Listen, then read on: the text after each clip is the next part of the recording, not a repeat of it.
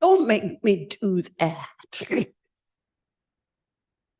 I call to order the November 16th, 2023 meeting of the Palm Desert City Council, successor agency to the Palm Desert Redevelopment Agency, and the Palm Desert Housing Authority.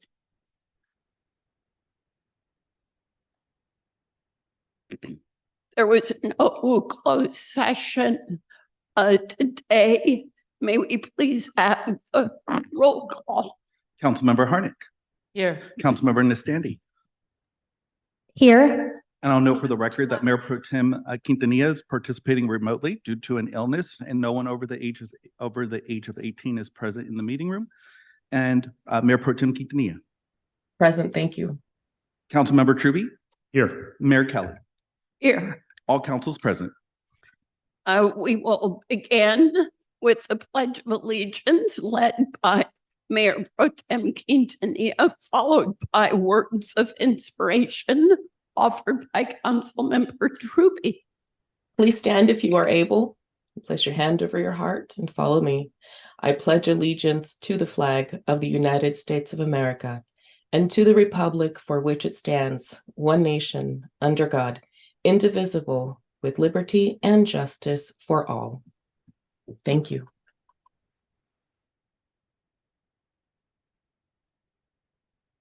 All right. Well, thank you for being here, everybody.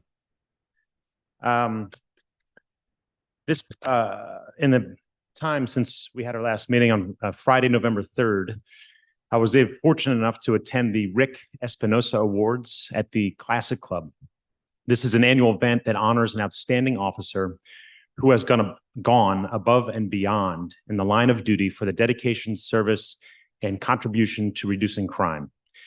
Now, I'd heard of Rick Espinosa over the years, bits and pieces of his story. However, I'd like to just flesh out a few details if I could for you. Mr. Espinosa joined the Sheriff's Department in 2000.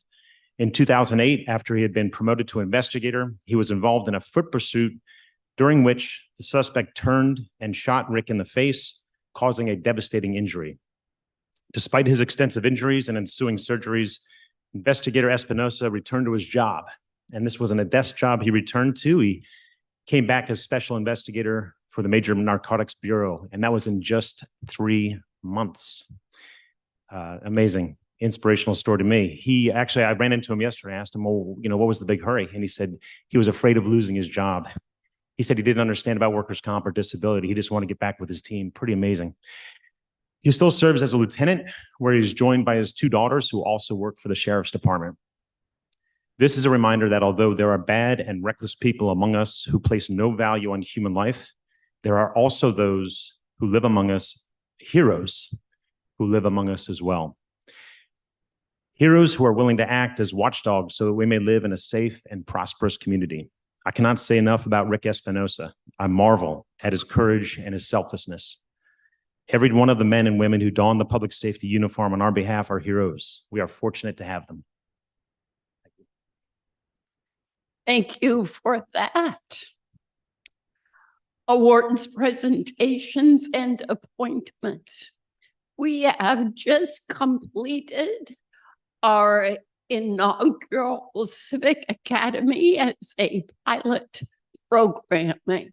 And we are excited this evening to recognize those who have completed this course. Let me first invite Rylan Pinta to join me downstairs.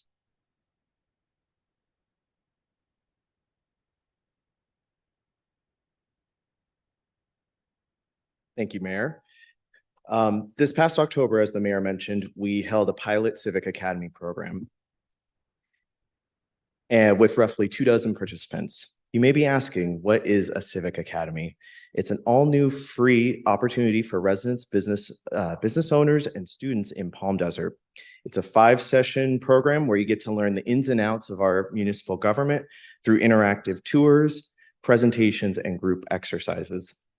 The objective being that we increase engagement and the common understanding between our organization and the people we serve.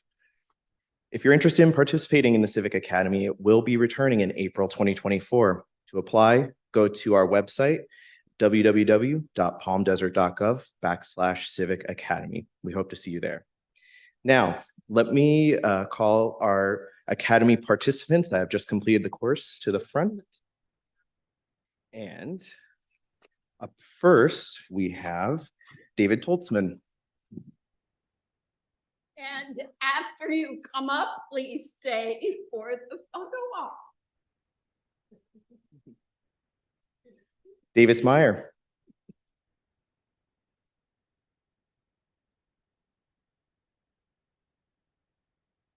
Debbie Green.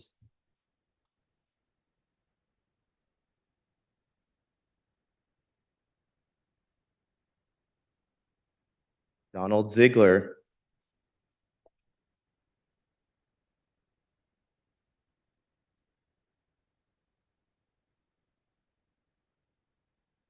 Elizabeth Hauer.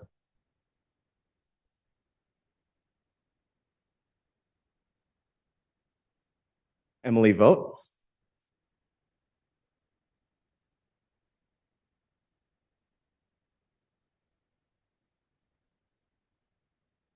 Gillian Van Gilder, is she here? She's not, okay. And Franchon Marie Sadiq.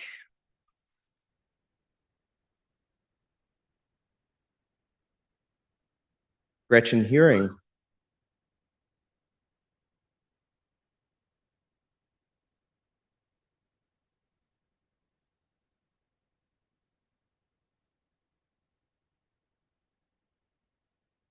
Jan Buller.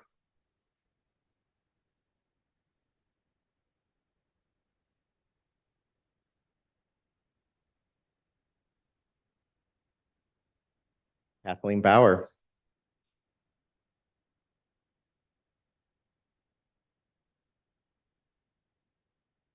Kevin Wallstrom.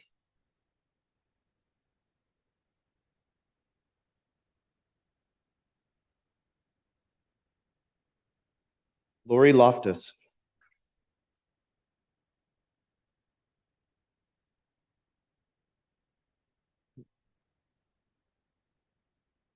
Nick Latkovic.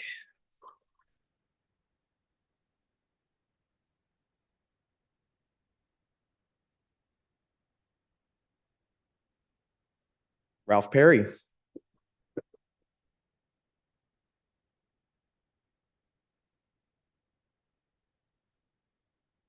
Stephen Nelson.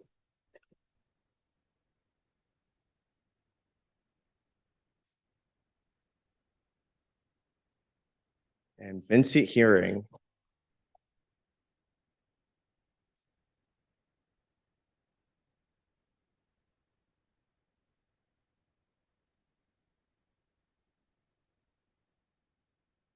Congratulations to you all.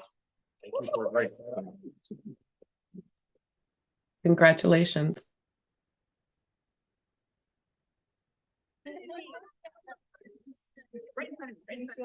Absolutely. Plus, Phil's gonna be short too. Come on. Not just me.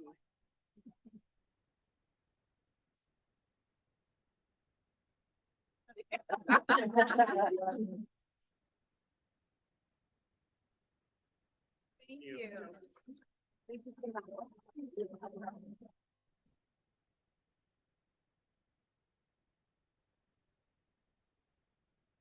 And not only did this group of people learn more about how the city functions, how to help it function better, they had a heck of a good time.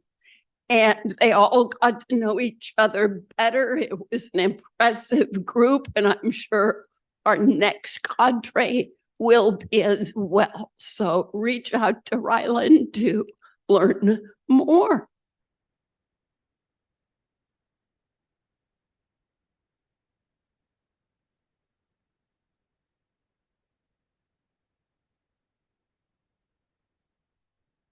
We often have occasion to issue proclamations outside the scope of council meetings, I wanted to let you know that we have recently issued proclamations for Lung Cancer Awareness Month. It noted that lung cancer takes more lives each year than breast, colon, and prostate cancer together. That surprised me. And 20% of lung cancer victims have had no past smoking. So it's well to discuss with your physician when testing might be appropriate. We also issued a proclamation celebrating the life of Peggy Cravens, who's been tremendously important to our valley as a philanthropic supporter of both education and the performing arts.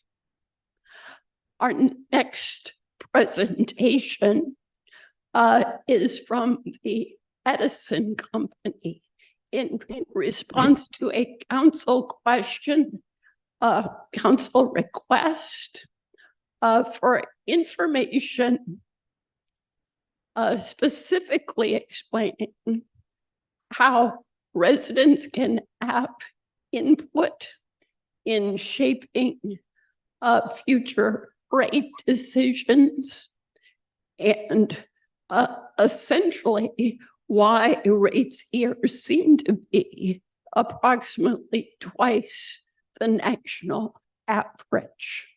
So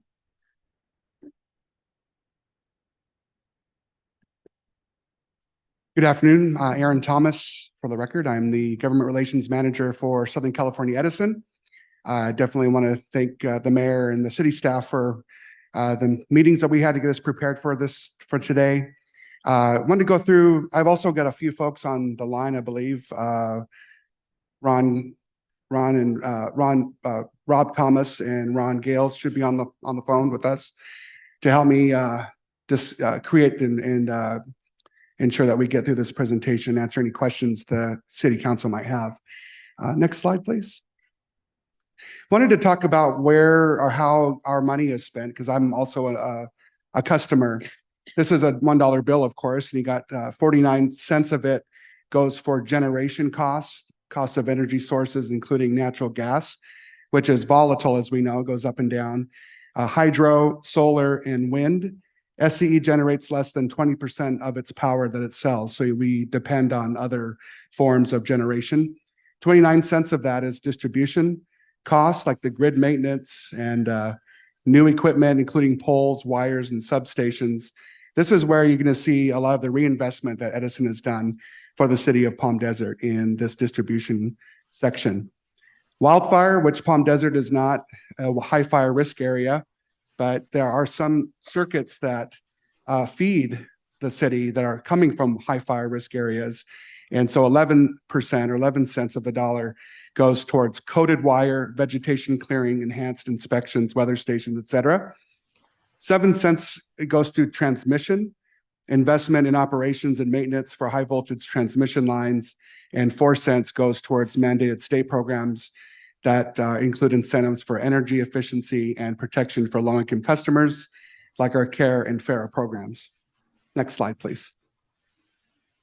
These are the revenue increase drivers, and the question was asked about why are the increases happening? And since 2020, the top two of the top revenue increases are going towards wildfire related and fuel and purchase power, over about 57% of the revenue share increase. And so again, even though Palm Desert is not a wildfire city, there are some circuits that feed into Palm Desert that we need to make sure that have the covered coating on the wires and to protect and restore the grid from extreme weather-driven events. And of course, the fuel and purchase power. The cost of fuel to generate electricity has gone up over the last 3 years. There's other ones, the general rate case, the energy efficiency, and then there's other, but those are the top two drivers, wildfire related and fuel and purchase power. Next slide, please. So it was also asked, how can city residents participate into the discussions with the CPUC on how rates are how they're decided. And the city manager has these links that we would like for them to help us forward out to city residents that are interested to get into the rulemaking proceedings. They do have various public participation hearings. And we also have city staffers, the city attorney and the city clerk also gets notices when rate increases happen. So you might want to contact them as well if you want to be a big part of that going forward. And we do encourage it. Questions? Mayor Pro Tem. Thank you, Madam Mayor. I have two questions. One is, how frequently does the California Public Utilities Commission meet so that our residents know when to submit public comment and when to engage? My second question is in regards to the wildfires. Is that just the cost of generating the covering for the wires, or are customers having any of the costs passed down from lawsuits and other tragic events that have happened in relation to SCE? I'm going to ask Robert or Ron to help me with that second question on the lawsuits. But the first question on the commission, but they do hold business meetings twice each month. So that's a different place, definitely a place where the public can provide comments on specific matters before the commission, including rates. Robert or Ron, are you on? I haven't seen if they're on. Yes, I am here. Can you hear me? This is Ron Gales. Hi, Ron. Yes, we can hear you. Great, thank you. And thank you to the mayor and the council members for the opportunity to respond to your questions. I do want to add to Aaron's presentation, in addition to the biweekly CPUC meetings, there is a public comments page which residents can send comments at any time they want onto that page, actually. The public participation hearings that are listed there on the slide, those are specific to the utilities general rate case. Those generally happen during the rate case proceeding, and those happen every 4 years. So for more frequent or more accessible ability to comment, I would recommend that link to the public comments page, or to the schedule of, I believe that they happen twice a month.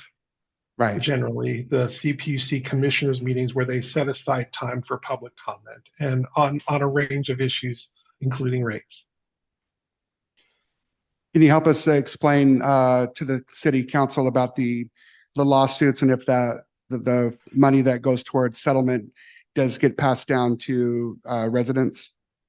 In terms of the money from lawsuits, my understanding is that is not part of the what is driving the rates, the rate increases. The drivers, and specifically about wildfire, these are not only impacting Southern California Edison, but also Pacific Gas and Electric, San Diego Gas and Electric. And just by the way, Southern California Edison's rates are lower than either of those. Still, as you correctly pointed out, far above the national average.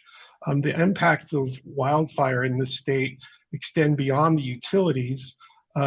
Wildfire insurance has increased by a factor of 7 for utilities, but as the mayor and council members know, that many major insurance companies are either leaving California or reducing the availability of their homeowner insurance policies due to the risk of wildfire and the risk of loss due to wildfire. So in general, SCE's rates prior to the emergence of an era of catastrophic wildfires, which began in around 2017, our rates tracked along pretty much with local Southern California inflation rates. If the inflation rate was about 2%, our rates usually increased about the same each year.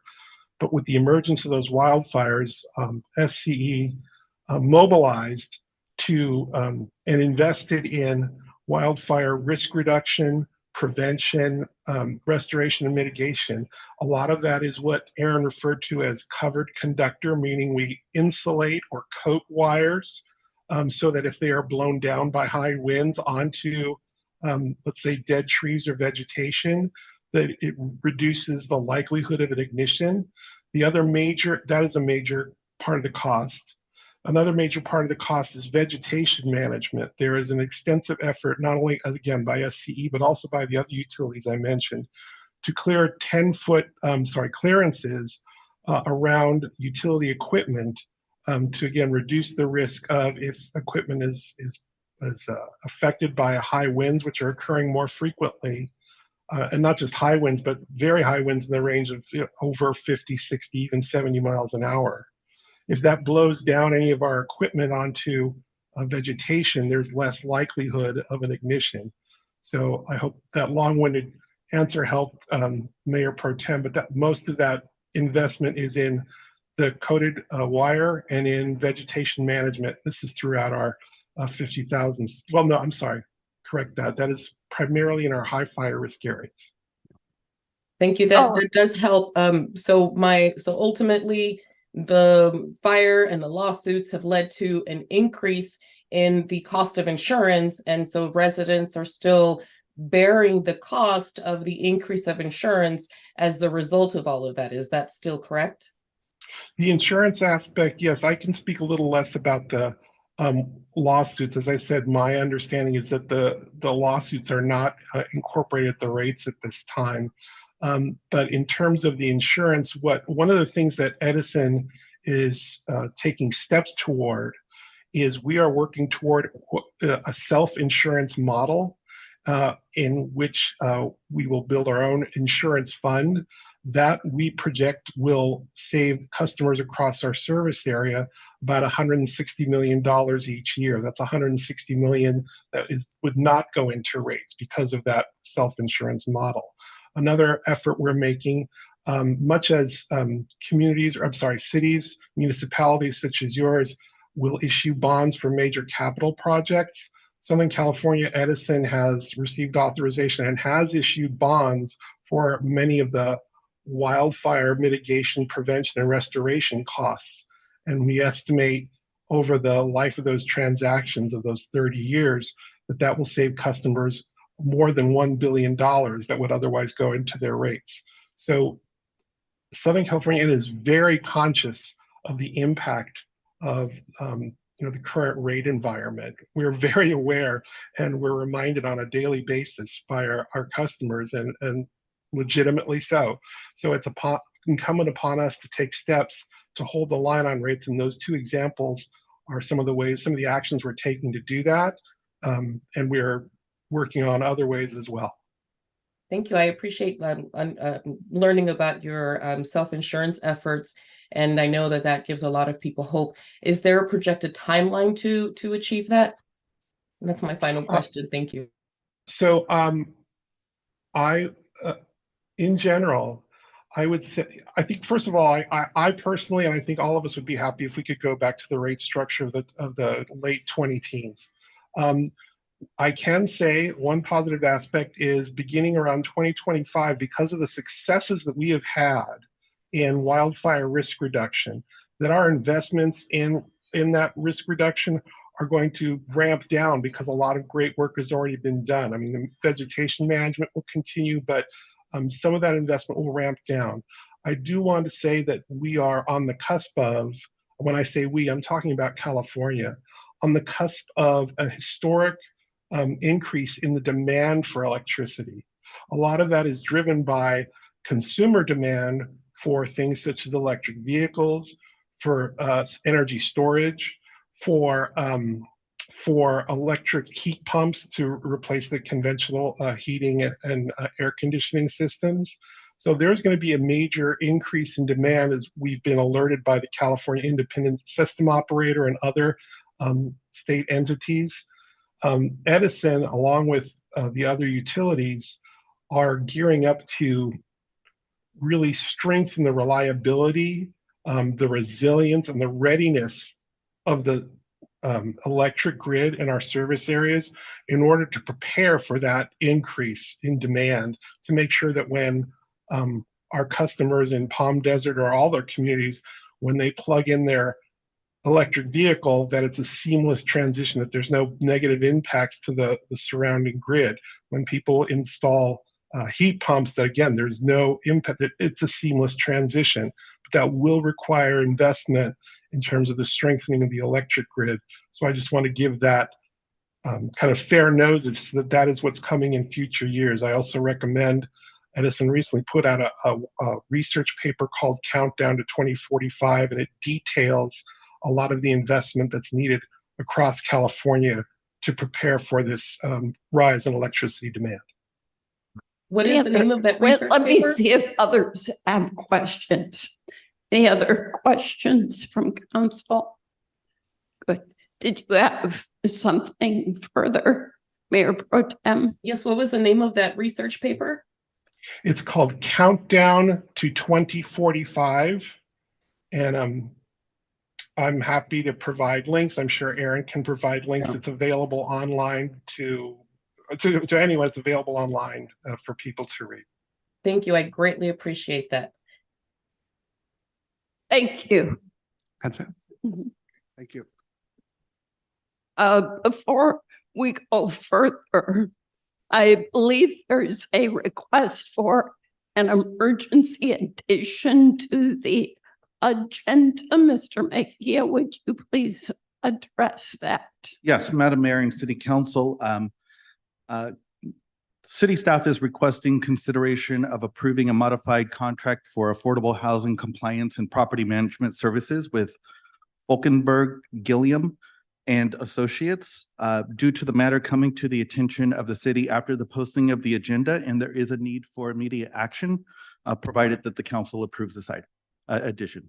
Would you like me to move to add that emergency item to the agenda? I will second that.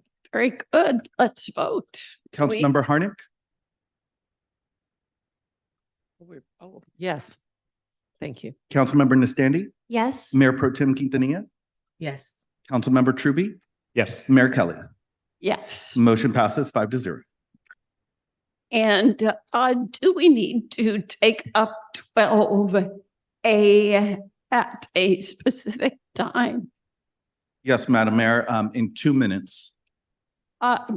Should we go ahead and take the 50th anniversary update then? We can certainly do that. So ask Amy to join us at the podium.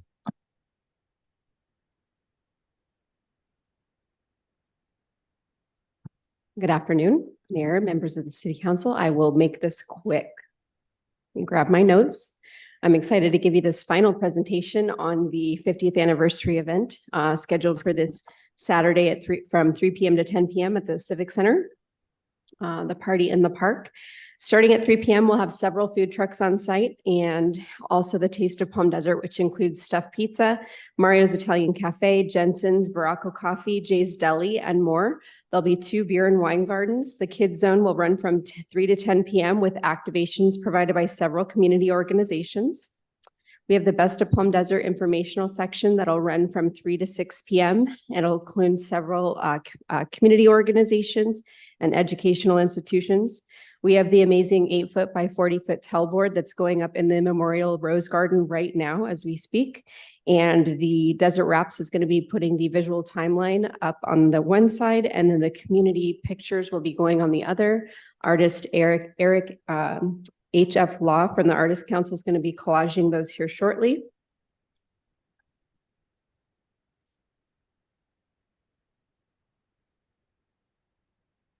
We'll have artists Ryan Campbell, Pete Salcido, Christopher Chahowski, Art Aerial Flying, and roaming performers that night. The next slide here, we have the itinerary for the amphitheater. We have some great community programming from 3 to 5. And at 5 o'clock, a ceremonial presentation will be emceed by Patrick Evans, as well as live entertainment at 6 p.m. I'd like to just make a note on parking. We're expecting a full house for this event. And so we're closing the entrance to the Civic Center at San Pablo and Fred Waring at 4 p.m. to allow for shuttle service. The entrance to the Civic Center will still be open at Fred Waring until the parking lot's full. So overflow parking is going to be available at the College of the Desert, accessible from Fred Waring Drive and Monterey Avenue. Rideshare drop-off and pickup is going to be available at the Fred Waring Drive entrance, as well as ADA parking and drop-off. Shuttle service, including ADA, will run continuously to and from the shops at shops at Palm Desert from 4 to 10 p.m. at the southeast upper level deck of JCPenney and Buffalo Wild Wings. And with that, I'd be happy to answer any questions. I made it quick. PalmDesert50.com. PalmDesert50.com. You can still upload photos to be included in the tell board, and you can also bring them the day of the event to place on the tell board. And volunteers. We're still seeking volunteers for the beer garden and the food truck section. So you can go to PalmDesert50.com as well and get on that volunteer hub and select your shifts. Any questions? You won't want to miss it. We're not going to do this again for 50 years. It's not to be missed. And Thank you. Wonderful opportunities to participate and enjoy homegrown talent. Now we are required to notice item 12A for a specific time. So we will move to item 12A on the agenda. This is a public hearing issue. So I will open the public hearing and ask for the staff report. Honorable Mayor and City Council, I'm Anthony Mejia, City Clerk, and I'm joined by Shalise Tilton, Senior Consultant with National Demographics Corporation, and William Priest, Attorney with Best & Krieger. On June 22nd, the City Council unanimously directed the transition to 5 single-member districts prior to the November 2024 election and subsequently adopted the Community Outreach and Education Plan. Since that time, the city held a community workshop, 2 map drawing workshops, and 2 public hearings culminating in today's public hearing. The public is encouraged to visit redistrictpd.org, where we have posted all of the meeting videos, staff reports, presentations, and public comments posted. The purpose of today's public hearing is to review the redistricting process and to request that the City Council select 2 to 3 focus maps for further consideration. As a reminder, when developing district boundaries, the City Council must meet prioritized criteria established under federal and state law, which includes balancing population, geographically contiguous, minimizing division of neighborhoods and communities of interest, easily identifiable boundaries, and compactness.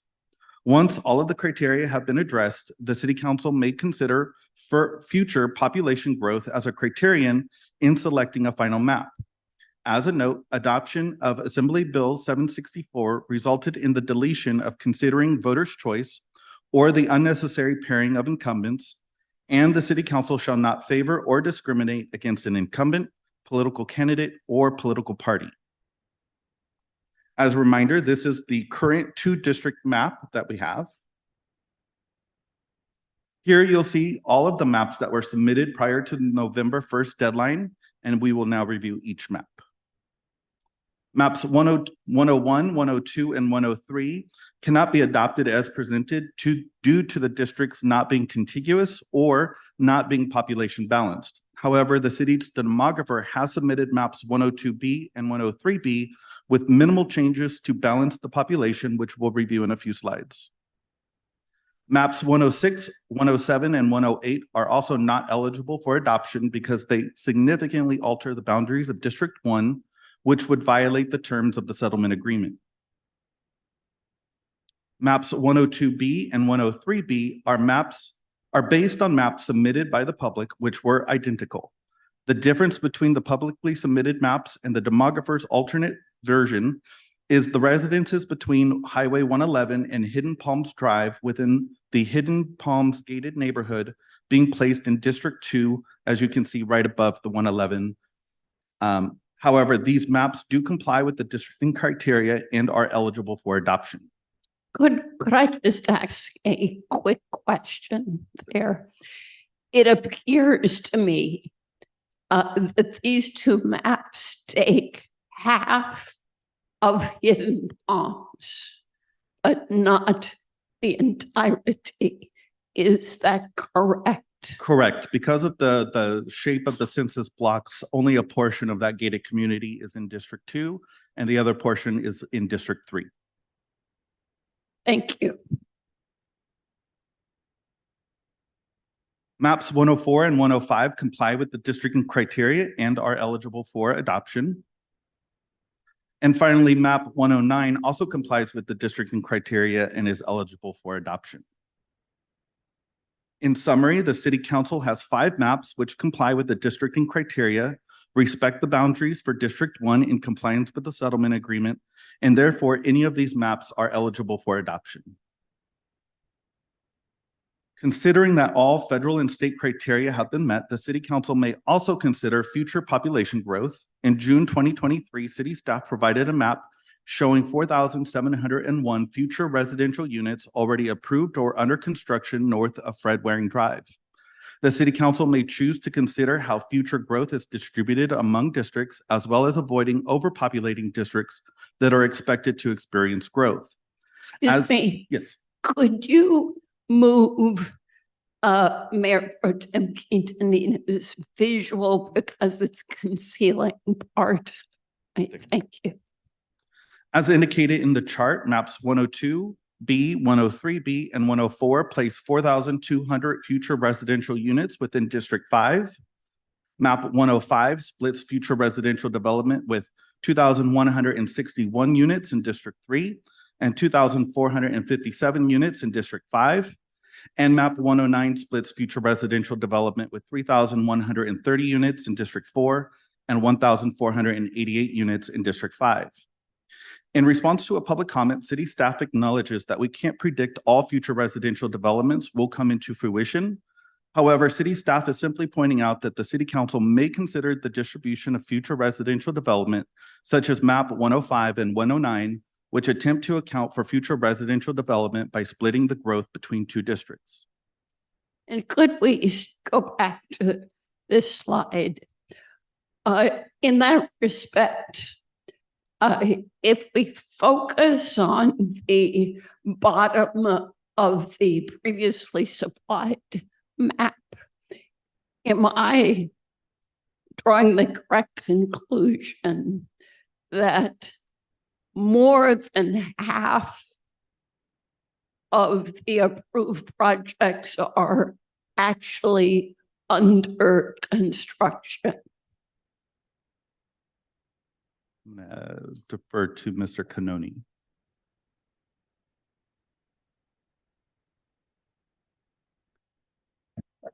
I believe they are. It looks like slightly over 2,900 units approved and over 1,700 under construction.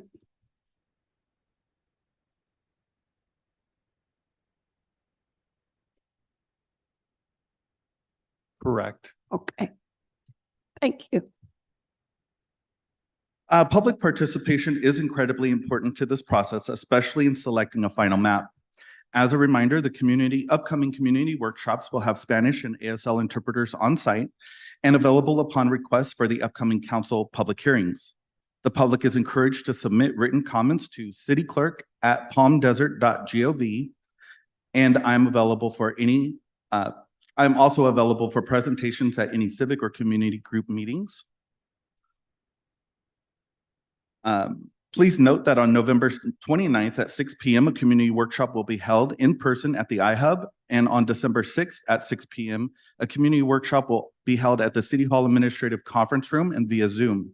At these workshops, city staff will present the selected focus maps, solicit public comment, and provide a way for attendees to indicate their support for a preferred map. The results will be tallied and presented to the City Council at its December 14th meeting. At that time, the City Council will be requested to select a final map, provide direction for any final adjustments, and then to give direction on the sequencing of elections. Please note that if selected, support for map 102B and 103B will be combined as they are identical maps. And finally, on January 11th, it's anticipated that the City Council will adopt a final map. In summary, city staff is seeking feedback on which maps should be selected as focus maps and whether there are any immediate changes that should be made to the boundaries. Please note that the City Council will have another opportunity to make boundary adjustments on December 14th once it selects a final map. With that, I'm available for any questions. I have a question which may go to the demographer. We spoke about one instance in which a map would result in dividing a gated community. I wonder if the demographer could speak to the question of whether there are other instances where these maps would divide a gated community. Madam Mayor, unfortunately, the demographer is not on the line right now. However, in speaking with the demographer, all of the maps do split a gated community with the exception of map 109. Thank you. Other questions before we take testimony?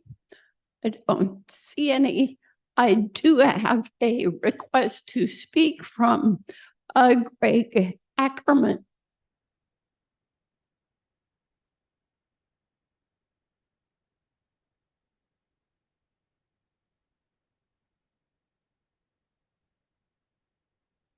Thank you for allowing me to speak today. As you said, my name is Greg Ackerman from Palm Desert, and I'm asking the city of Palm Desert to not support maps 105 or 109 because I believe they fail to achieve the required criteria. These maps take a drastically different approach to redistricting by creating tall districts in the north part of the city based on future population growth like we saw in the staff report. But I think this creates inherent problems. Firstly, according to the staff report, the city may consider future population growth only if all federal and state criteria have been met. And I think that the districts in 105 and 109 do not satisfy that threshold.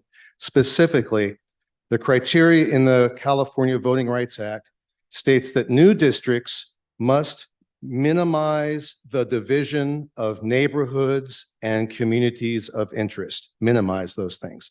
And maps 105 and 109, in my opinion, fall short of that.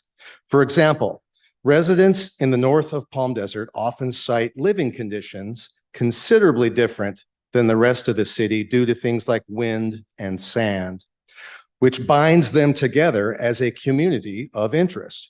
And yet these two maps propose districts that would run from the northern reaches of the city all the way to the south as far as Fred Waring or even Highway 111. Those district boundaries would obliterate Country Club Drive as a traditional demarcation of north and south portions of the city, thus diluting the collective voice of northern residents and destroying long-standing communities of interest, making the adoption of such a map non-compliant with the California Voting Rights Act. Secondly, the Palm Springs Unified School District includes all of Palm Desert north of Frank Sinatra Drive. However, maps 105 and 105 would split this area, dividing yet another community of interest. Lastly, The expectation of redistricting is to provide each district a designated council member who would share in the daily life experiences of his or her constituents. However, maps 109 and 105 would create the potential for a council member who supposedly represents the mindsets of the North, but might actually live well south of Country Club Drive. To conclude, the districts as drawn on maps 105 and 109 are inherently non-compliant with the California Voting Rights Act, divide multiple communities of interest, dilute the collective voice of voters in North Palm Desert, and reduce the potential quality of representation. Therefore, I urge the council to remove maps 105 and 109 from consideration and instead focus on the remaining submissions that do respect communities of interest and Palm Desert tradition. Thank you very much. Mr. Ralph Perry, and I think you had both a non-agenda comment and a comment on districting. If you can squeeze it all in, Yes. that's fine. Thank you very much. Good afternoon, council members. My message today is short regarding the district section of tonight. When I wrote this, I knew it was the end of the agenda, but now it's been moved forward. So anyway, regarding the map that is to be selected, I believe the map that Greg Ackerman created is the best map. Greg took a lot of time and effort creating his map to make sure the integrity of different communities was respected. And he used major streets as boundaries for the districts. I think his map would make the most sense to residents. In keeping with that, I would like to suggest the rollout of the districts also be done, making the most sense as well. I know this is premature, but it's worth thinking about. I suggest keeping the rollout in numerical order. For example, in 2024, we could roll out districts 1, 2, and 3. Then in 2026, we could roll out 4 and 5. This would prevent a lot of questions from residents about why this and why that. We all know the districts are the districts, and there is no gerrymandering going on because we don't do that in Palm Desert. Everything is honest and above board.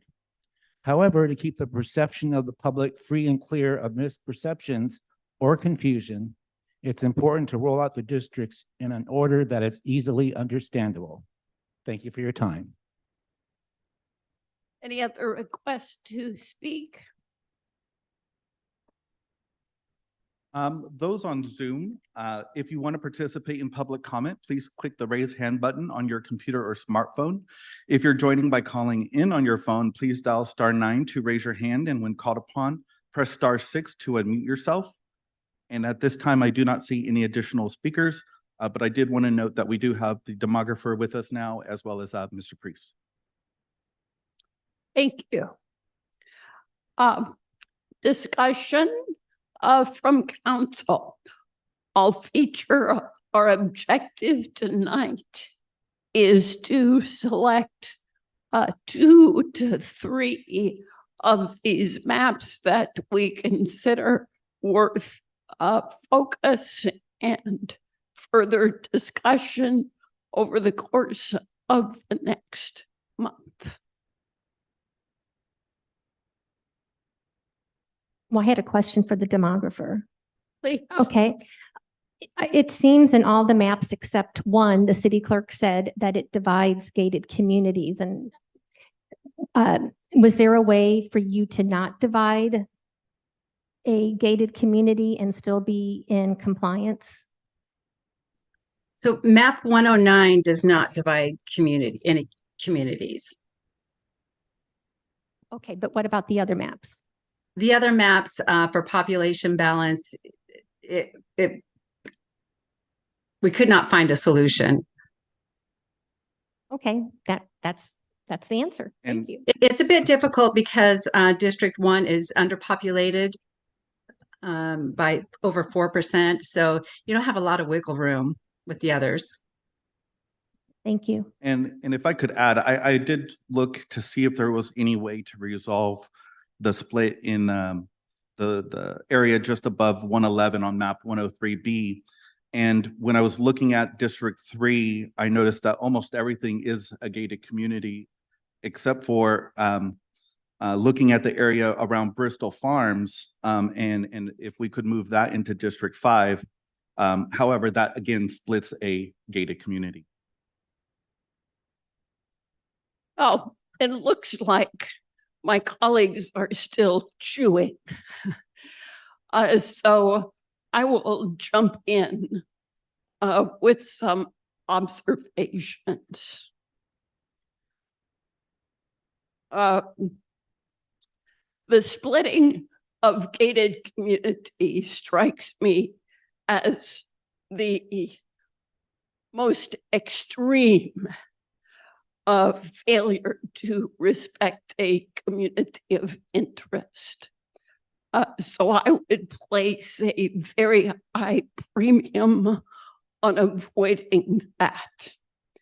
As I look at 102B and 103B, Hidden Palms is a fairly large community of condominiums with a clear unity of interest. So dividing it into two districts strikes me as prohibitive for those maps.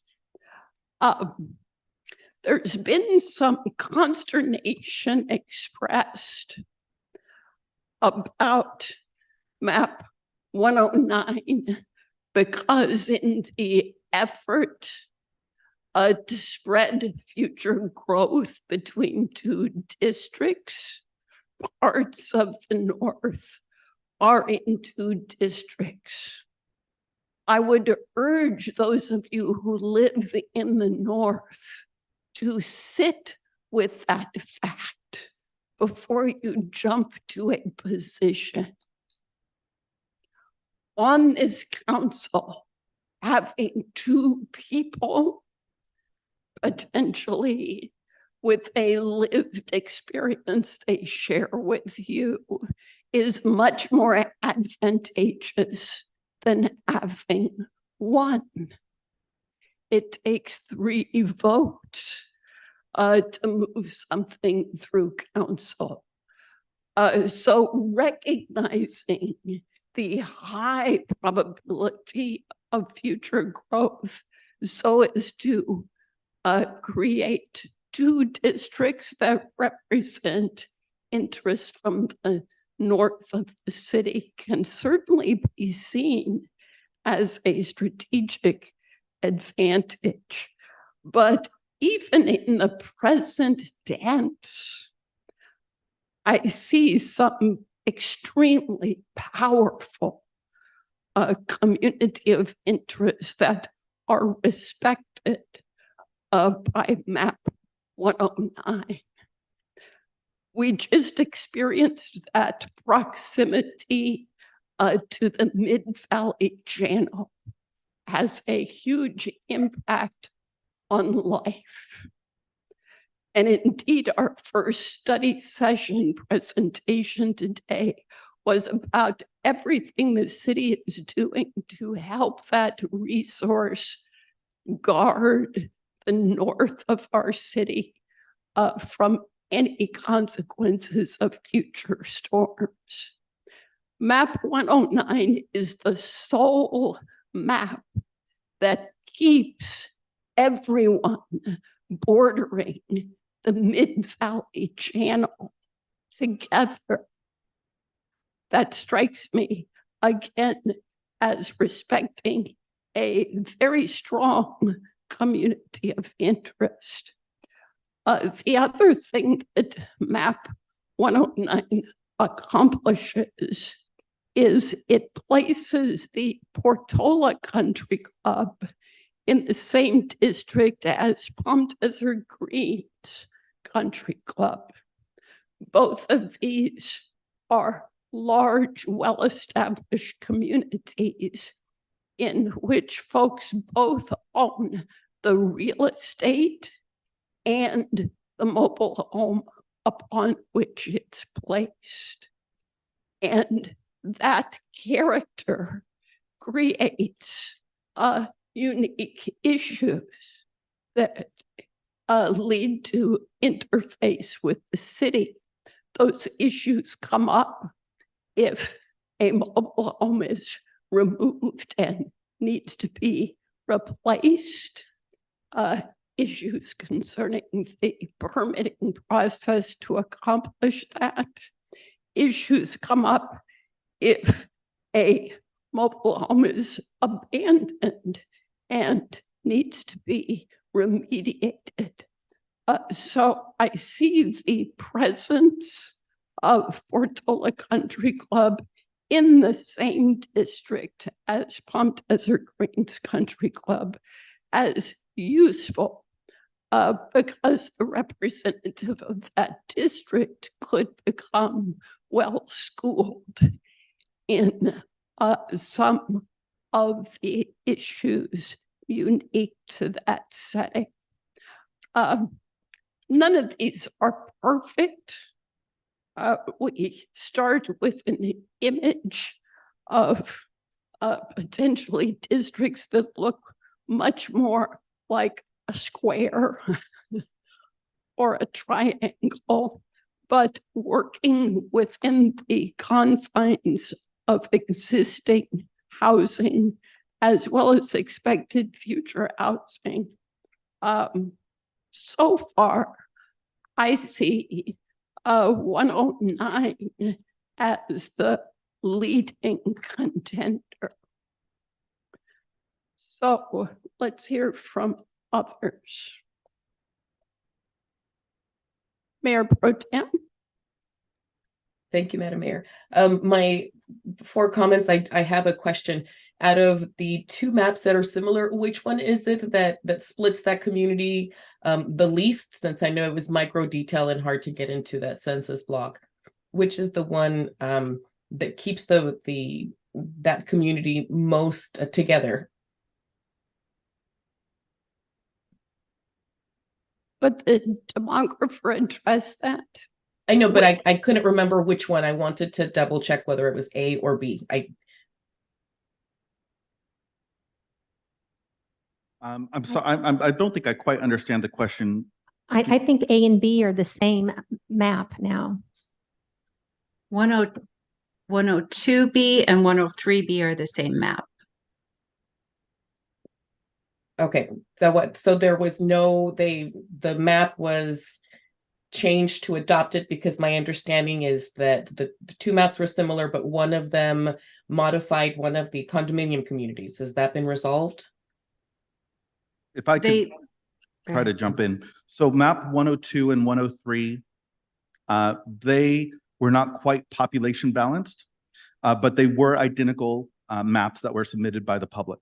The demographer needed to make one adjustment, which was made, and it's the area that's above 111.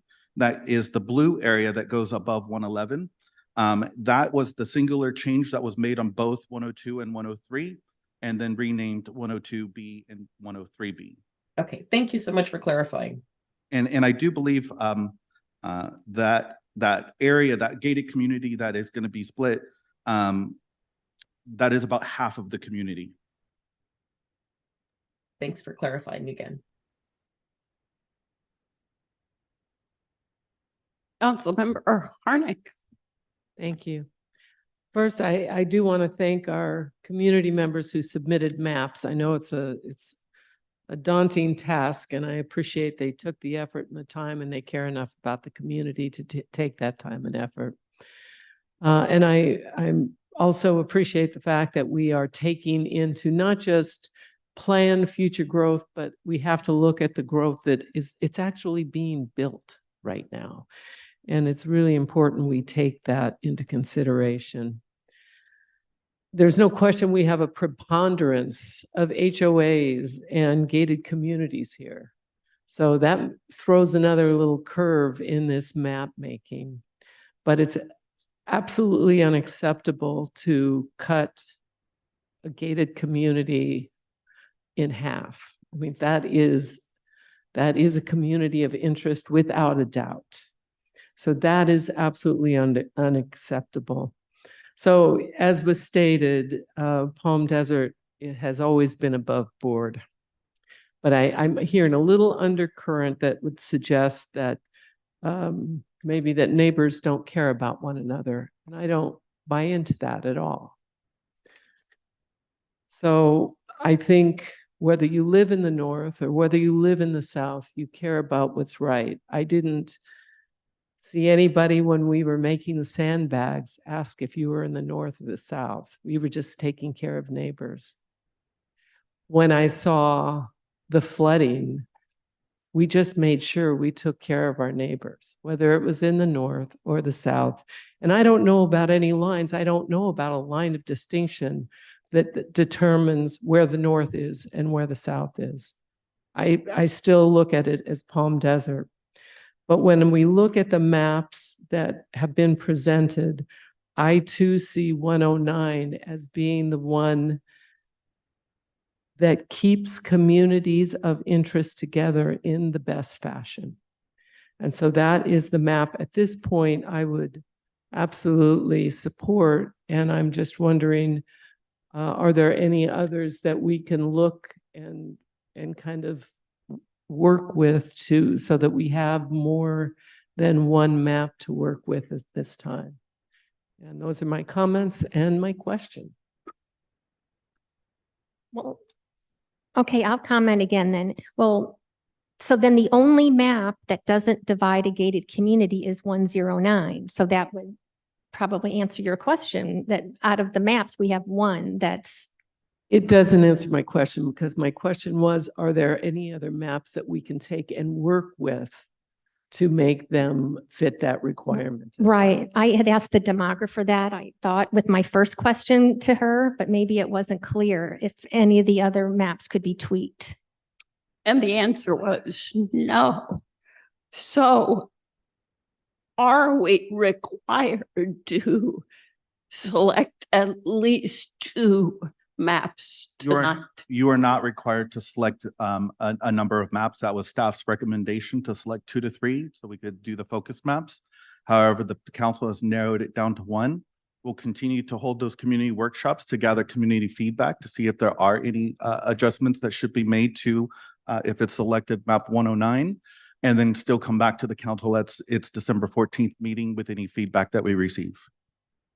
Because what I'm hearing from those who have spoken is that since map 109 is the only map which does not divide a gated community, it is our preferred map. Does anyone want to make Mayor Pro Tem? Thank you very much, Madam Mayor. I think that the focus of saying that we don't want to split gated communities kind of goes against the whole concept of why I even presented the CVRA lawsuit. The city of Palm Desert needs to look at residents that live outside of the gated communities and respect their needs as well. Excuse me. I think that if part of the process that is so crucial is that we look at community input, the emails that we received specifically say exclude 109.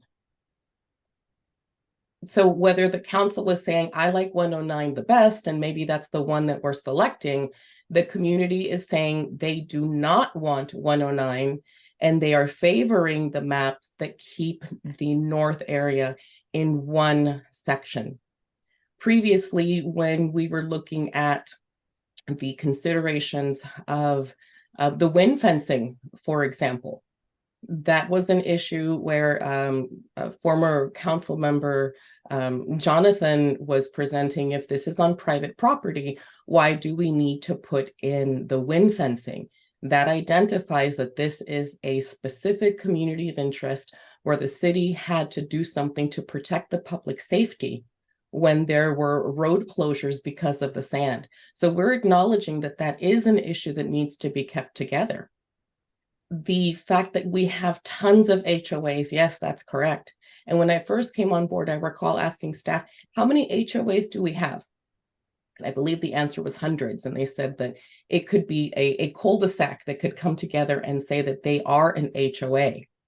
That was very surprising to me in looking at how these groups are determined. And unfortunately, if there could be a portion that would be split, I mean, that is not the end of the world, unfortunately. When I presented the concept that the city did not want to have districts because we are all together and it didn't matter, well, then how is that different? Because all of these different entities, if you're looking at essentially whether you're splitting a community in portion or another, you still have in the surrounding area a similarity of income per se. So that is less important amongst the criteria that we're looking at for CVRA. If we are to consider the criteria in order, keeping HOAs together is not one of the top positions or top requirements. So I think that whether the Palm Desert is prioritizing gated communities over the voice of other residents that are saying, I favor the map, I think Ackerman map 102, excuse me, I'm ill and not quite remembering the numbers right. If the community is saying they prefer that map that keeps North Palm Desert in one region and are specifically saying to exclude the others, we as a council are failing to respect what voters are saying. Just as when we even considered it and had to take it to a ballot measure, when Measure B passed and the council did not want to adopt it and it took so long to get there, I think we're in the same page. When residents are saying no to 109 and the council says yes to 109, we're going back to the same situation. Thank you. Let me just quickly note two things. Mr. McKee, am I correct that all of these maps are the fruit of public input? I'm going to ask Shalice to respond to that question.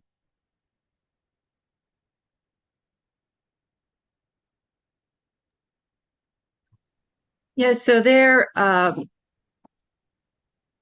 we did not receive a lot of public input initially from the members of the public. We didn't have a lot of input. We did receive some, typically respecting the communities of interest are a prioritized criterion that the law requires in the Fair Maps Act. And so I think that was much of tonight's discussion.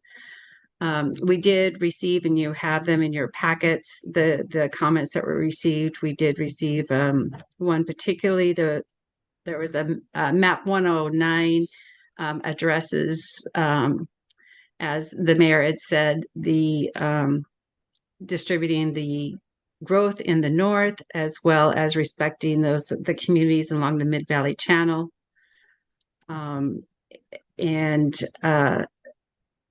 Maps 104 and 105 were drawn based on the layout of the community and the HOAs, the identifiable neighborhoods. We didn't have a lot of particular comments about other identified neighborhoods that weren't reflected in, say, the planning documents or the established HOAs. Thank you. So I take that to be you worked with the public input you received to provide these maps. Yes. All right. In the face of that, I just want to be clear that this is not a case of the community wants a single identified thing. We have a smattering of comments which the demographer has worked with to try to give us some choices. And map 109 is far from an anti-North map. As I explained, it keeps all those affected by the Mid-Valley Channel together. And if we do not take account of expected growth, those in the north will be sorely disadvantaged through use of other maps that produce very, very lopsided populations within the maps between now and 2030. Councilmember Harnick, I think you had a comment. Did you, or did we go past that? I think you touched on just about everything. I do want to mention that when we did the original district, the District 1 and District 2, we went to great pains to make sure that we didn't divide neighborhoods and that we kept communities of interest together. And I think we did an excellent job with that with District 1. And I think it's incumbent upon us to do the same with all the other districts as well. And it calls out specifically, it says undivided neighborhoods and keeping communities of interest together. I can't think of many other ways than you could describe a homeowners association or a gated community, if you could describe them any better than communities of interest. These are people who work together, live together, plan their little micro communities within Greater Palm Desert together. So I think there's a lot of validity in making sure that we don't break up neighborhoods. I'm not sure that anyone would like their neighborhoods separated and segregated out into different areas. But the more we can, as the mayor has mentioned, map 109 with future growth, the way I see it, serves the communities best. And again, as the growth goes on, if you have one vote, it sure isn't as strong as having two. And I just look at map 109 as really being very thoughtful, as being respectful of communities of interest, neighborhoods, and a population current and in the future. Thank you. Any other comments before I solicit Mayor Pro Tem is a new hand. Thank you very much, Madam Mayor. I think that the objective of tonight, as we have on the agenda, is that we have the maps that were presented. We have narrowed it down to which were compliant. And if the objective was to narrow it down, the agenda didn't say to select one. I think that we are taking away the community voice if we select one map and then go and say, here's these public hearings, tell us how much you love this one map. I propose that as we look at the public comments, let's take the public comments or the map that was most proposed, the map that was most supported, and map 109. So we look at what the council, the majority of the council, because clearly I'm in the minority here, let's look at the map of 109 that the council is favoring, and let's take the map that the community is favoring, narrow it down to those two, and give the community the opportunity to give feedback on that. Because the stated objective was to narrow it down to 2 to 3. And if we narrow it down to 1, we are stealing from our voters. We are suppressing their voice and saying, come and tell us what you want, what you think of this one choice. So I would actually make that a motion. That would be my motion, if possible, to present those two maps. Would you, 102B and 103B are identical. So would you just pick one of them so we can ditch this duplication? Absolutely. They're both identical. So let's go with B. They both have a B, 102B. So your motion is to identify maps 102B and 1029 as focus maps or your 109. That's your proposed motion. Is Yes, ma'am. there a second to that motion? Might as well chime in finally. I'll say, Let's see if there's a second. It appears that motion dies for lack of a second. But you can speak. It's time to speak. All right, have it speak. No, actually, I'm gonna just sit tight and listen. Thanks.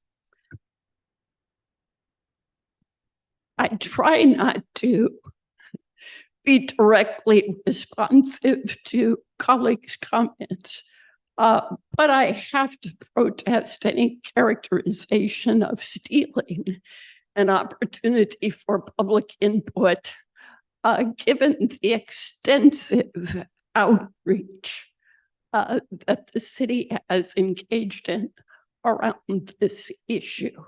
I'm proud of our staff for not being minimally compliant with the law, but being enthusiastic in striving to secure public participation. Since that motion failed, would anyone like to make an alternative motion?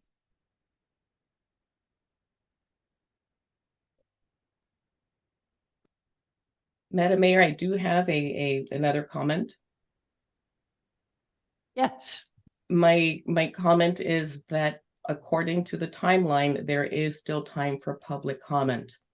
And whether the word stealing came across as undesirable, I think that we need to present at least one alternative for members of the community that have not been able to participate up until this point. As our clerk has indicated, there are still ways to contact him and have him go to different communities and schools or whatnot. I think that we should not narrow it down to one map according to our own stated mapping guidelines, our own timeline, that we would not narrow it down to one map until further into the process. Thank you. Councilmember Harnick.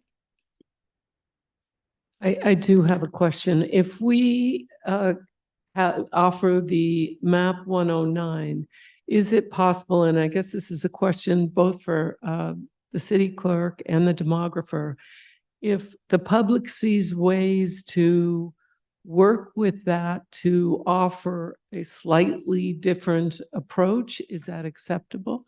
Yes, and that would be the intent. Let's just say one map is selected. We would go out into those community workshops and we would still ask the community, based on the map that was selected, is there any adjustments that could be made that better suits the community of interest that they're representing? And so the same question will be asked of council at your next hearing. Are there any adjustments to this map? Understanding that there's always going to be a trade-off. If you move some population from one area, you've got to take it from another, and it's got to be about equivalent, because we are right around the limits of the population deviation of 10%. And so just recognize there's always a trade-off. But let's just say we wanted to move one community or country club from District 1 and move it to, or not one, but District 2 to District 3, then that would be acceptable and it would be presented to the council for your consideration. Okay, and I have purposely avoided going to any workshops about this. Is it clear to anyone who sees the maps when you're out there working where the gated communities and the HOAs are? Would you like me to answer that question? Go ahead, Shalice. We have the interactive review map, and that is the best tool for that purpose. It does label the communities, as well as you can actually put a Google Eyes image as your base layer, and then the map color overlays on top of that. So you can see exactly where those lines are and where those different communities begin and end. So at the workshops, they're able to determine that. Yes. Okay, great. Thank you.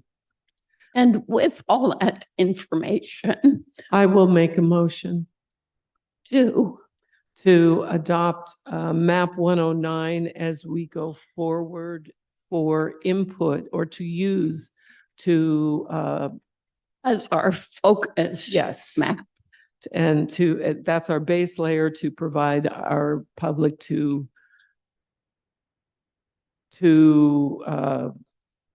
provide more input and as we go forward. That's it. Is there a second? I will second that. Any further comment before we vote? Actually, yeah. I agree. There is no perfect solution. Map 109. I mean, to my way of thinking, Palm Desert Zoo has been built on a history of we're successful because we're predictable, reliable, not disruptive. And I feel that moving forward, there's already homes being built in the northern part of town. And if we go forward to the census in 2030, 40, and 50, if we go with anything but map 109, we're going to have a major redrawing when those censuses come out. We're going to be forced to. And I'd rather have more predictability and stability moving forward. And that is my opinion. Thank you. Please take the vote. Councilmember Harnick, Yes. Councilmember Nisgandi, Yes. Mayor Pro Tem Quintanilla, No. Councilmember Truby, Yes. Mayor Kelly. Yes, Motion passes 4-1. thank you. Let's take a 10-minute break.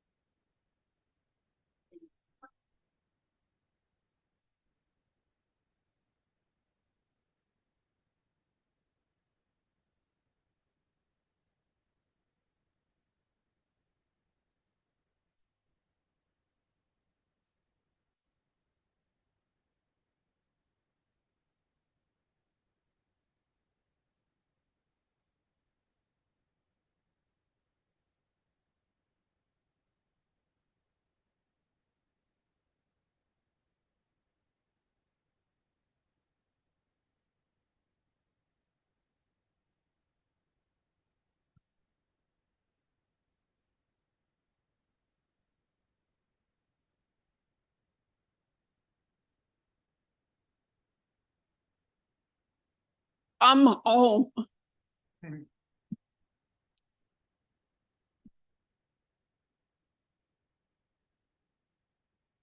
Let's see.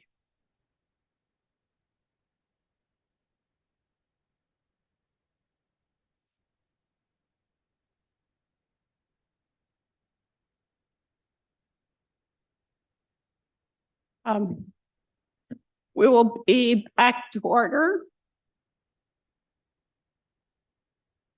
And I believe there was something further under city manager comments. Yes, Mayor, thank you. I would like to invite Erica Powell up to the podium to provide a quick update to council and the community on this installation of the Sunburst sculpture that took place this last week. And so, Erica, I'll turn it over to you. Thank you. Thank you, Mayor Kelly and members of the City Council. Erica Powell, Management Analyst for Public Art.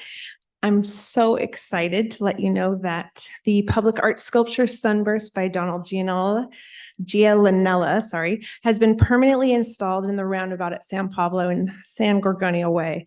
The project, yes, finally. The project's been underway for nearly 3 years. The RFP was released at the end of 2020. It received over 200 submissions and the ultimate selection was made by the Palm Desert community. City staff member Nick Gomez has put together a time-lapse video of the installation for you to enjoy now.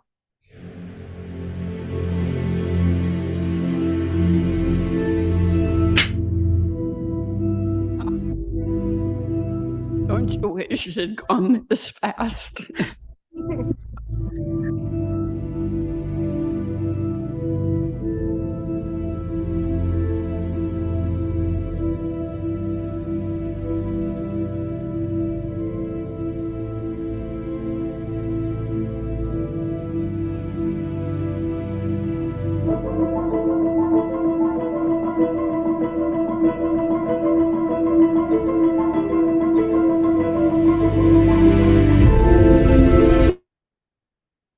Thanks to Nick for that video. Starting this evening, we will have LED lights illuminating the sculpture. So have a drive-by. And lastly, landscaping and a plaque/selfie stand will be completed by the end of January when a dedication ceremony is due to take place on a date to be determined. So details will be provided soon. Thank you. And Erica, congratulations. Thank you. I know this took considerable effort on your part to get this done before Saturday, so thank you. Absolutely. I noted how many times I saw my car in that video. Far too many.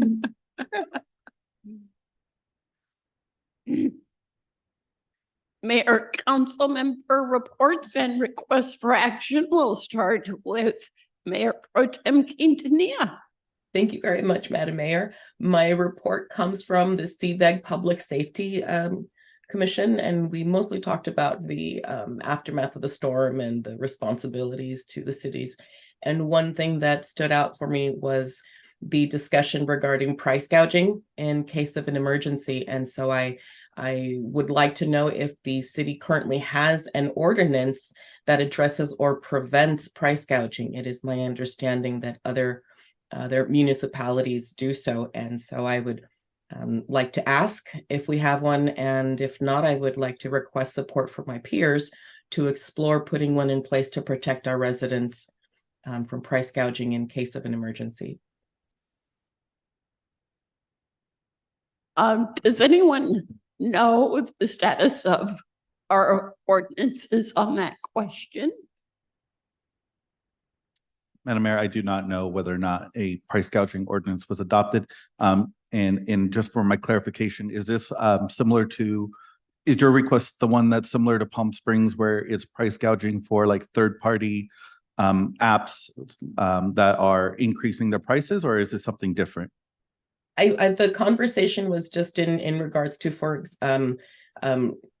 predatory price gouging, or in terms of what we saw during the pandemic, such as all of a sudden a market will say, I don't know, a case of water, the price skyrocketed and made it very difficult for residents to get things like water or sanitizer, toilet paper. I mean, we had all kinds of people that were taking more than they should, which resulted in the price gouging. So while we can't address behavior, if we can prevent predatory practices within the city during those events. So if we can start by looking at what Palm Springs has in place, perhaps that would be it. But I would like to see if staff could go back to perhaps the Riverside County Disaster Management, since that's where the conversation initiated.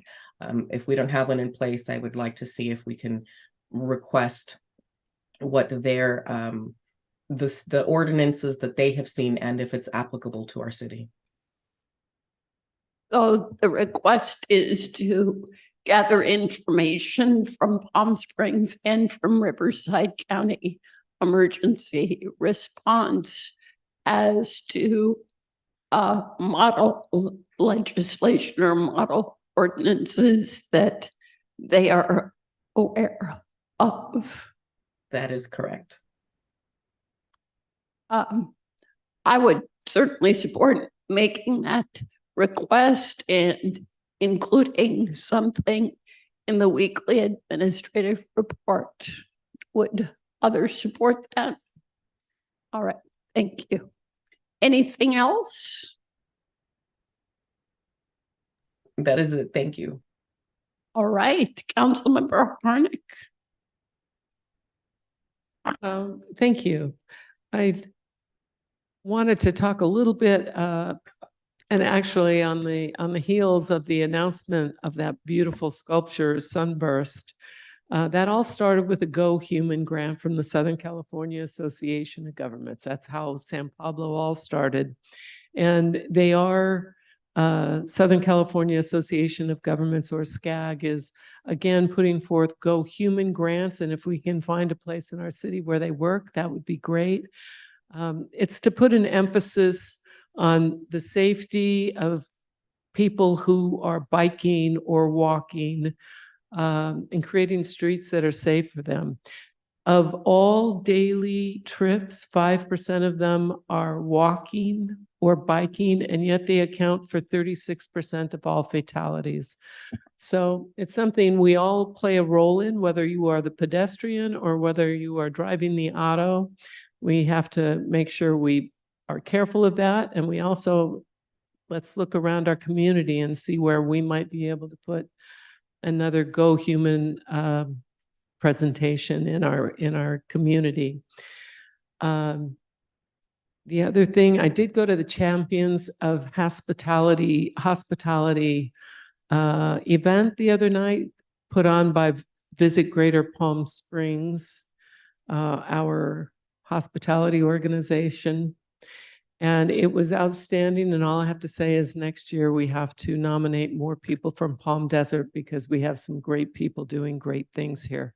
Although that was great, it was truly impressive to see the people who won these awards, and there were many from Palm Desert.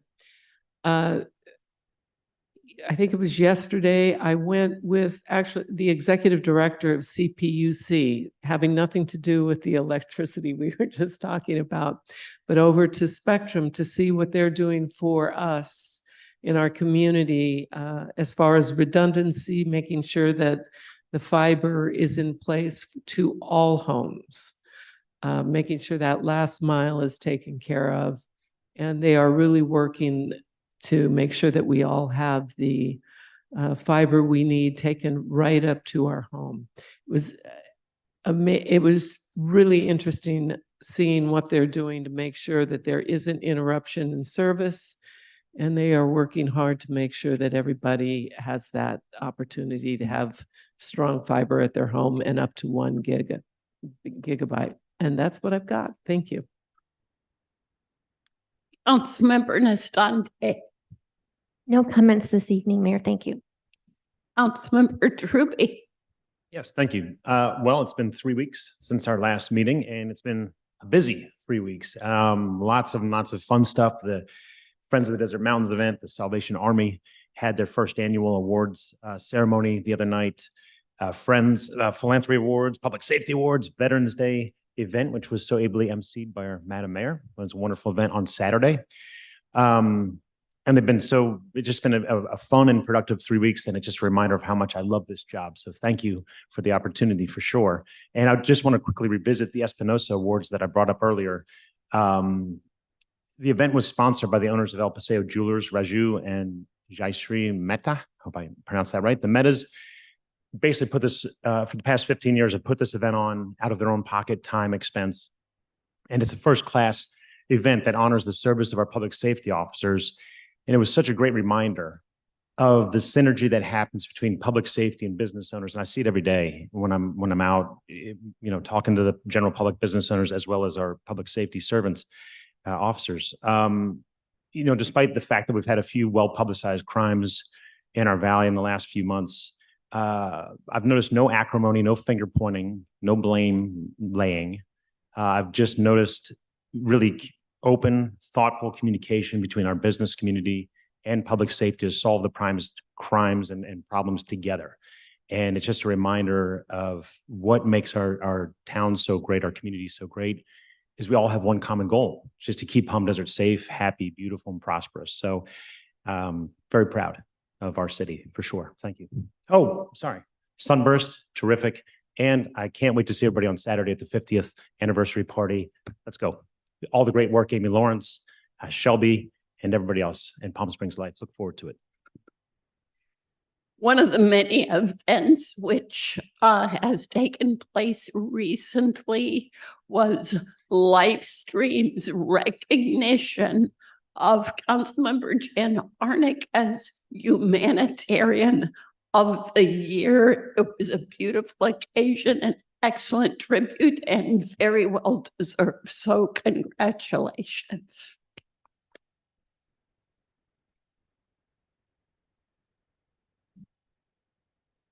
I have a request for action of sorts. Not so much immediate action as alertness.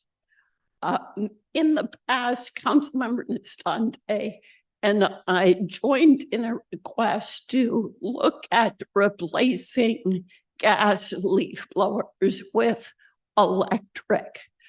If memory serves, our Resource Preservation Committee declined to move forward with that because of state legislation.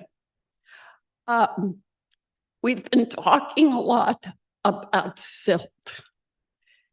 And every day I watch leaf blowers blow silt into the air, only to watch it land again after it has impaired breathing for anyone walking by.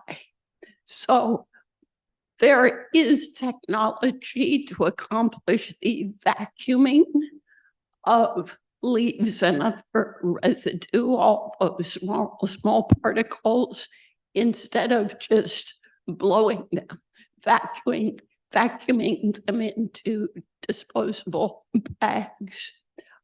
So my request to staff is to be alert for grant opportunities that would enable Palm Desert to perhaps take leadership on that front, and to be mindful of this issue as we structure future additions to our list of environmental initiatives. Is that something others support?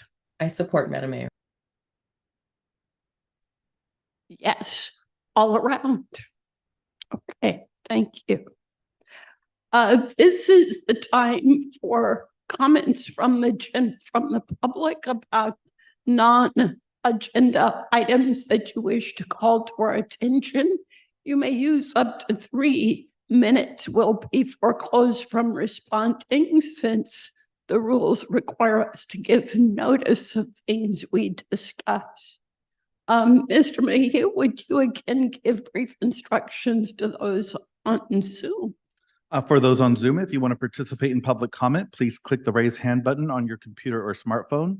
If you're joining in by calling on your phone, please dial *9 to raise your hand. And when called upon, press *6 to unmute yourself. And please keep your comments to no more than 3 minutes. First is Abe Lobenstein.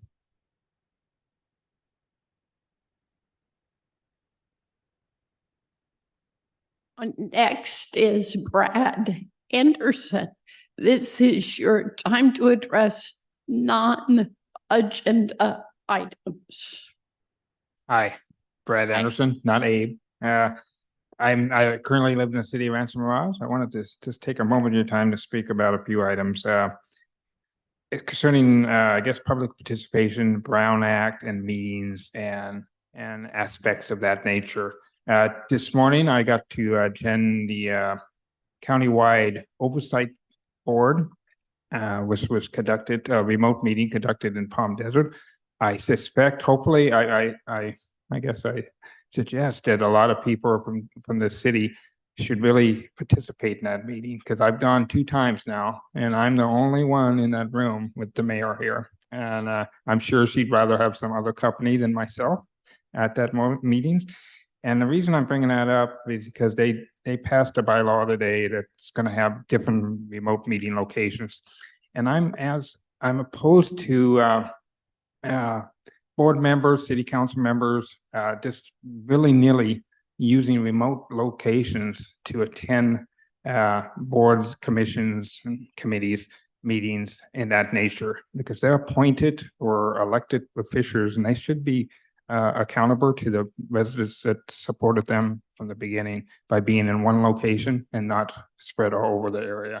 And even tonight, we have a remote meeting or I guess remote participation from one of your council members using AB 2449, I believe it is, for sickness. I kind of know that law, but I think that's really maybe stressing the realms of that by using that. And I know it's been done on several occasions now, or at least twice.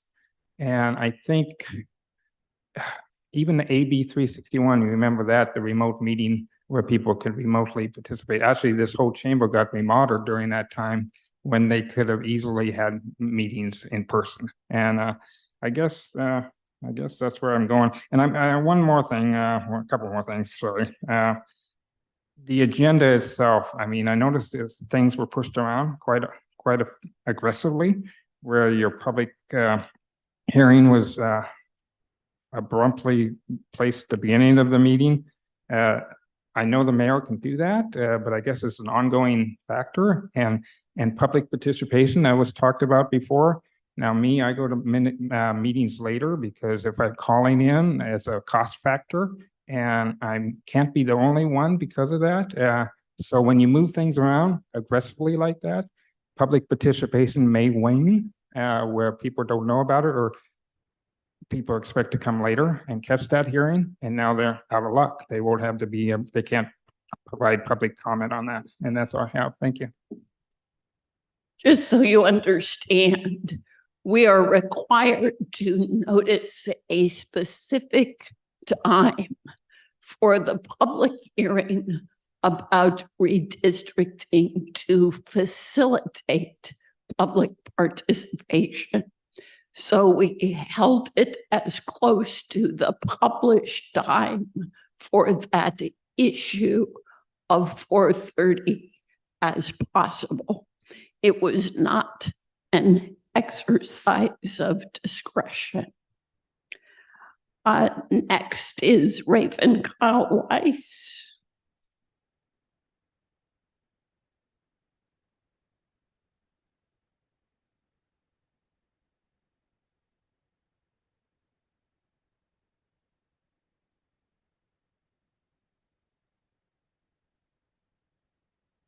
Good afternoon, Madam Mayor, or one mayor, and council members. My name is Raven Weiss. I am a disabled veteran of the United States Air Force, and this is my service dog that has been awarded to me by Custom Canines. I know that Palm Desert values their veterans. So that being said, there was an incident on October 10th of this year, 2023 at Fisherman's Market. I was accompanied by my husband and service dog, which was clearly identified in a vest. Immediately upon entry, I was approached by the waitress stating I would not be allowed in the restaurant to eat or order with my service dog. She stated that the owner would not let any dog within 100 feet of the open galley kitchen, which is also the counter to order food. We followed the waitress outside where she told us we may only eat in the bar area of the said establishment. My husband ordered for us in the bar area where we sat at the very, very back because stated the 100 feet was still not possible. Behind me, I was speaking to the manager and talking about the server dog situation. While I was speaking with him, the owner turned around in his chair behind me, stating aggressively he did not care, and that's the way it was at his restaurant. As I was trying to leave, the owner stepped in front of me, yelling aggressively, causing me to back up. I then turned, walking down the bar aisle itself towards another set of doors. The owner screamed at me again that I was not allowed by the kitchen, that I could not get out of those doors because they were locked. The owner proceeded to open the only unlocked door, standing in the doorway, causing me to have to walk by him. He was trying to intimidate me. I immediately exited the restaurant. I do want you to know that this is not the only incident. We have had others in the past that have had the same situation that I went through. On October 12th of 2023, I submitted a complaint to the Department of Justice, and I have the code and the reference if you need it. On October 18th of 2023, the Civil Rights Division directed me to contact the city, code enforcement, county, and state officials. Title III of the Federal Americans and Disabilities Act, number 42 of the United States Code, section 12181 to 12189, prohibits disability-based discrimination by all places of public accommodation. California's Civil Rights Act, Civil Code, section 51, basically states that I should be able to go to a public restaurant and order and sit down. Thank you. Thank you. Barbara Wasser-Krug.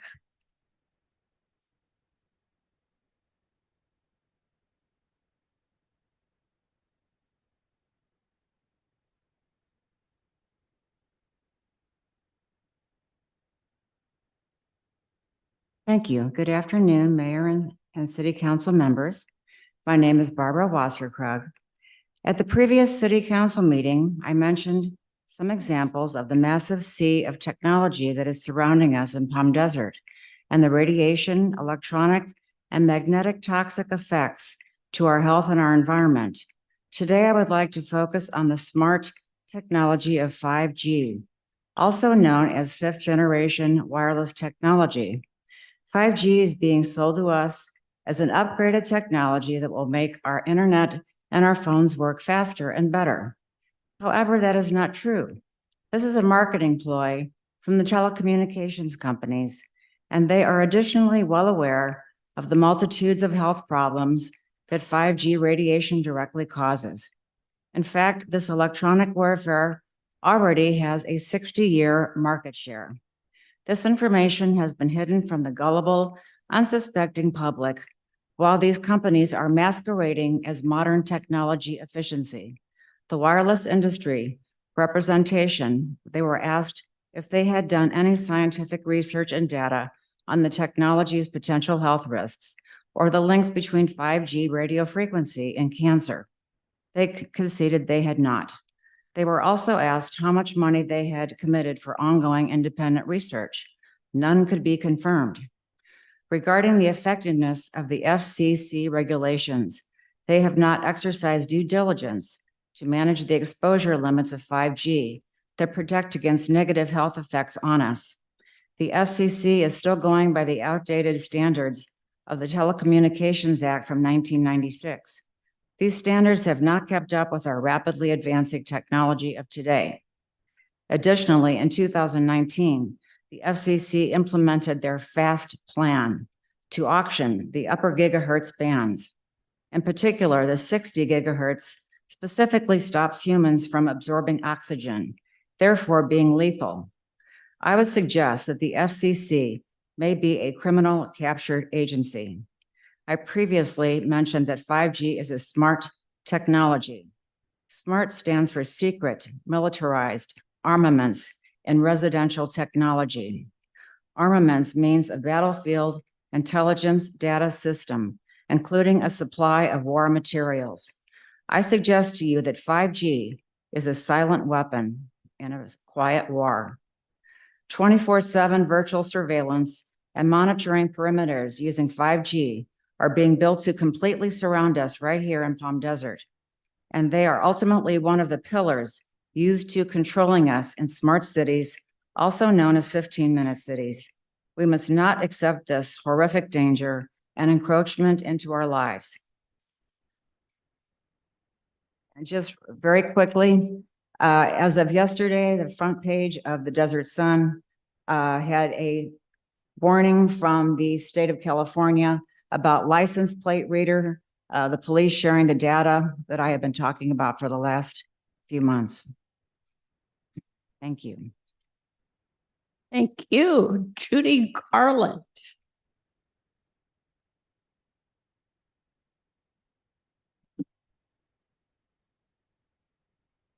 Mayor, Council, it's a pleasure to be here. I come in behalf of many people I've spoken to here in the desert. I'm a full-time resident, and our biggest concern is the overabundance of fireworks. I mean, when you have like 4 in one weekend, 30 minutes each, there's pollutants, there's people that have PTSD, there's personal pets that have problems, but also our beautiful living desert has no recourse but to bring in help to calm their animals. And also the desert creatures that have no voice at all. It's a multitude of inconsiderate country clubs, in my opinion. I know that many of them don't exist here in Palm Desert, but 2 that have been brought up, I know one is in Indian Wells, Toscana, but Marrakesh is very, very oblivious to the harm that they do to the living zoo. I would like to just bring this to your attention, and I'm just so sorry that I kind of have to bring this up, and I sound like a spoil sport because I do believe in the fireworks. They're really fun, but keep it to 2 times a year. The 4th of July and New Year's are just fine. But is there anything we can do to calm this down? I mean, they talk about welcoming the Canadians. So give them cake. Let them eat cake, for goodness sake. They don't need these boom booms that go on for 30 minutes. Thank you for giving me the ability to speak out. Thank you. Thank you. David Sickman.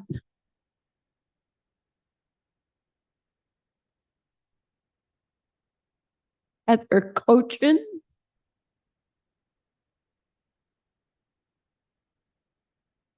We have anyone who has requested to speak from Zoom? No raised hands, Madam Mayor. All right. We will proceed to the consent calendar. Mr. Anderson has requested to speak on 3 consent calendar items. So I'll take that first. You wish to speak about the letter of support for the living desert and for lobby renovation, I believe, and installation of the honor plaque. So please. Yes, I'm sorry. I'm going to speak on item 10E and 10F. Okay. Oh, no, not 10F. I'm sorry, 10I. I should have scribbled that off, and 10K. And I'll start with 10E. Thank you. And again, the 4:30, it's not mentioned in the agenda, and that's what most people see on the public hearings. But I wanted to speak on, I guess, your compensation. You had an issue before. You had at your prior meeting, I believe, you brought that up, and I don't know if I mentioned, but I understand when you got into office, the first thing you did is let's go ahead and raise our pay, and that's okay if you're worth it. I think the city should pay for it. I'm not one to talk, but I just want people to know about it and definitely look at that report. And then I'm going to skip on over to 10I. Thank you. And that's a plaque that you want to put in the foyer or in the, I don't know what you call that area, the hallway there, before you come in, for all the prior and soon to be past city council members. And I'm not against that, but at the price is $7,500 and then another $2,500 just in case for a bronze 50 by 50 roughly. It's just, I don't know if most people would be okay with that. I think there's other ways to honor the people that serve the community and with a lesser price tag. And on the 10K, I'm moving right along. And that's concerning the lobby. I guess I spoke a little bit about remodeling, and I think it was $1 million some dollars. I forget. I probably wrote it down here, but $1,168,000, and you got overseas of 950,000. Well, no, I can't say that for sure, but my numbers might be off. But I guess my issue was when you were doing that, you used the AB 361, I think illegally, and you could have had a meeting without the remote aspect. But I think it's a lot nicer. You've got nice chairs, like a nice little car or a new car. But anyway, I think there's a lot of waste, and hopefully your city can address that. Thank you. Any other public comment on the consent calendar? No, Madam Mayor. And did you wish to recuse yourself on one item? I would like to move approval of the consent item and register a recusal on item 10H, and that is due to the proximity of that item to my home or to the object of that agenda. Is item. there a second? I second. Okay, yeah, I just would like to pull one item. What would you like to pull? 10N like Nancy. 10N like Nancy. All right, the motion will be for the remainder. Please vote. Councilmember Harney, Yes. Councilmember Nastandi, Yes. Mayor Pro Tem Quintanilla, Yes. Councilmember Truby, Yes. Mayor Kelly. Yes. Motion passes 5-0 with the registration of a recusal on item 1H. Item 10.9 is adopt a resolution to join the Inland Library System, a joint powers authority cooperative beginning July 1st, 2024. All right. Terrific. Madam Mayor, members of council, Gary Schaefer, Director of Library Services. Welcome. Let's find out if we need a full staff report or if there was just to be a comment. No, just actually comments. As you can probably guess, the library is one of my favorite issues. It actually is my favorite issue. So you can probably expect any item that comes up regarding the library to be pulled from the consent calendar every single time. That's just, sorry. But anyway, I just, it got my attention, and I raised a few concerns about joining a co-op or any kind of association or group, because I have a little bit of reservations about losing any autonomy and independence, which is what we're trying to establish here with our municipal library. And upon further conversations with Dr. Schaefer and our city manager, I was assured that we would remain independent, and actually it's going to just benefit us in as much as we're able to then go after state grants and trade resources and information with the other participating libraries. Did I nail that, Gary? Yes, sir. Okay. And I also want to take a moment to mention it was Gary's birthday on Tuesday. And he's only been on the job a couple weeks. He participated in the Chamber of Commerce breakfast. What was he doing on his birthday? Working to deliver us a 5-star library. So thank you, Gary. Appreciate everything.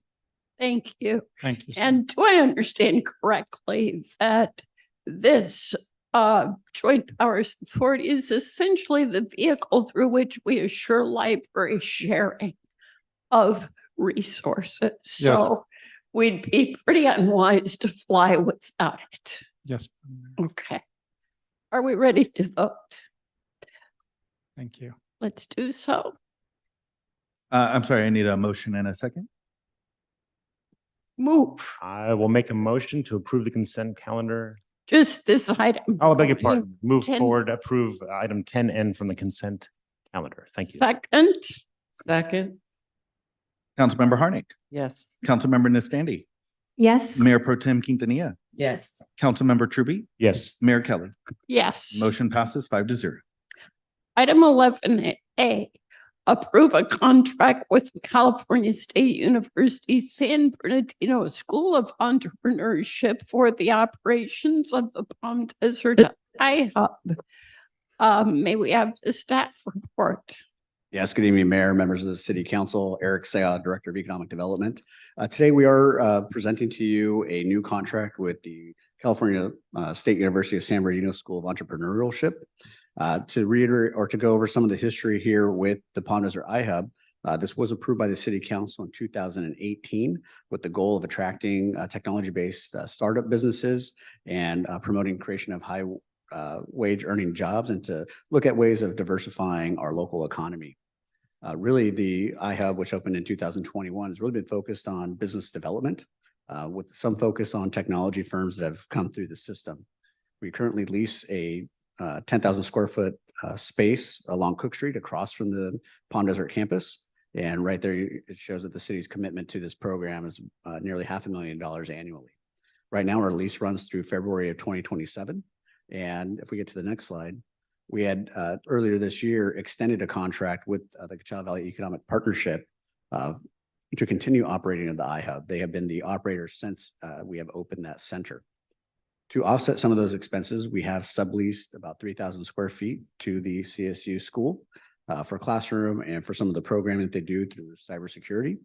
That contract with CVEP also has various reporting requirements that come in annually and quarterly to the city.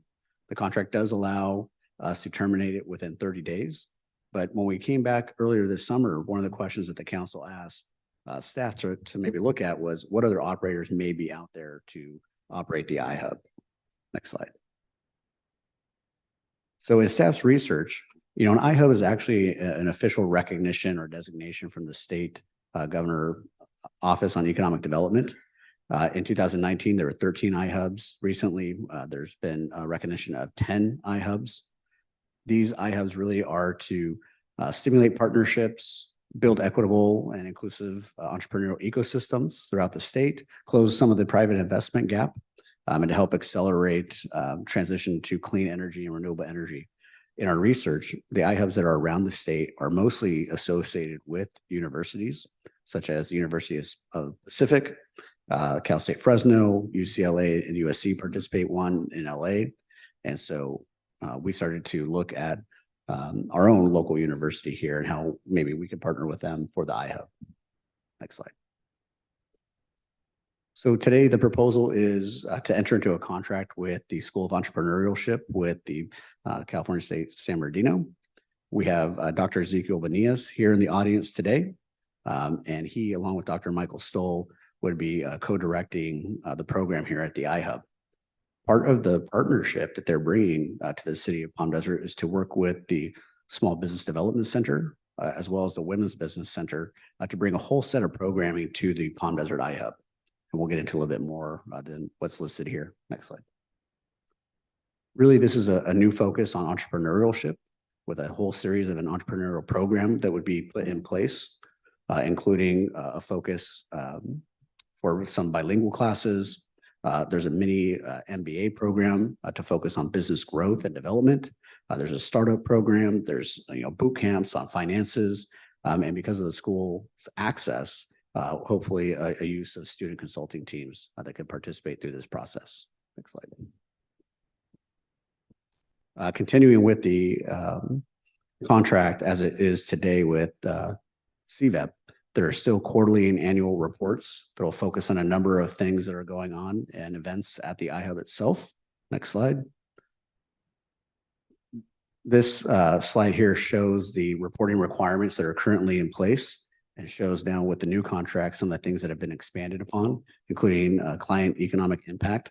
That is the access to capital for many of these programs, their increase in sales, kind of the economic impact each of these businesses has, including the graduation rate for the business development program. Next slide. The long-term vision we believe here, and the advantage in working with the school, is we can have them take over operations here starting in January, which is our plan. They're also partnering now with the county EDA to develop entrepreneurial resource centers. They recently opened one in downtown San Bernardino and have an agreement to open up a second one in the city of Temecula. We think here, Palm Desert Central location, this could also be brought to the Palm Desert iHub and serve the entirety of the Coachella Valley. And with the School of Entrepreneurials programming, we hope that they can continue to build out the program over time and to assist business startups throughout the Valley. Next slide. Really, when we've taken a look at this, there's a lot of opportunity to go in this direction with the School of Entrepreneurship. It aligns the city and the Palm Desert iHub closer to our university that's directly across the street. It implements a new business development program. It expands our resources as well in terms of and partnerships with the Women's Business Center and Small Business Development Center. It will strengthen the relationship with the city as well as the university. And longer term, we have another opportunity to possibly expand into a resource center in the near future. So with that, staff does recommend that we enter into a contract with the school and issue a 30-day notice to terminate with the Coachella Valley Economic Partnership. Dr. Zico Benias is here, and I am here to answer any questions you may have. Before questions, is there any public comment on this item? I see no public comment via Zoom, Madam Mayor. Questions from my colleagues? I did have one question which I posed prior to our session, noting on page 2 of the staff report that the proposed contract includes as a key metric the number of business startups. My question was, could that be embellished to seek reporting not just on the number, but the nature, since the establishment of the iHub was motivated largely by a desire to diversify the economy so that we will be less tourism dependent, making not just the number, but the character of the businesses important. Yes, we can add that to the contract. In fact, I've already spoken with the doctor earlier today. They're going to actually, not just on the number of businesses, but report it by industry type. So they could look at restaurants or retail or industrial uses and even track the technology-based businesses as part of that. Great. Comments? Comment, and it's kind of thinking out loud, so we'll see what we can do with it. But we just approved a professional services agreement about that included business attraction. And I just can't help but wonder if there isn't some way, there isn't some synergy between the two. Perhaps they can work together. They overlap a little. Maybe that can happen. I don't know, but I just wanted to mention it. Great. All right, discussion.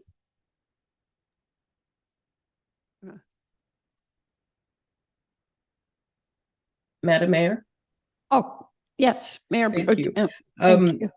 I would like to first observe that I like seeing that there is one of the startups would allow family childcare. We talk a lot about the need for childcare, and I was wondering if this would potentially, I don't know if there's different licensing agreements or requirements, but also elder care or adult services care, if that is something that would fall in the same lines, or if that would require a whole different program. Additionally, if this would, in creating a different partnership, does this mean the city would have access to a greater number of grants because the universities have a broader ability to tap into them to have different economic growth within the city? So two different questions. Thank you. Well, good afternoon. I'm Dr. Ezekiel Bonias with the School of Entrepreneurship. It's a pleasure to be here with all of you today. And to answer the question, one of the first things that we want to do is certainly assess what sort of demand there is out here for the type of industry, especially in Palm Desert. And that's something that we can do through our entrepreneurship, through our Inland Empire Center for Entrepreneurship and through the Women's Business Center, which are under our umbrella, to be able to track those type of programs. In fact, the Child Care Center was developed as a result of demand for the local region. And that's something that we're really responsive to. And we plan to have a great collaboration here with the staff and the city as well to assess depending on demand. Great. I wonder if it would be appropriate, since we discussed some refinement to the key metrics, if we approve this authorizing the Business Development Subcommittee of Council to approve any refinements of the contract. Does that work? That works for me. Would you like to so move? So move, referring this to the subcommittee to make any additional changes and take on the suggestions that were brought forth today. Okay. Is there a second? Second. Let's vote.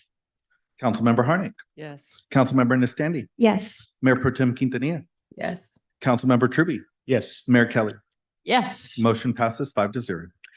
Item 11B, purchase and implementation of Clarity Permitting and Land Management System. And you're here to tell us we're getting it right this time. We are. Clay Von Health, IT manager for the city. Thank you, Honorable Mayor and members of the City Council. I have a short presentation about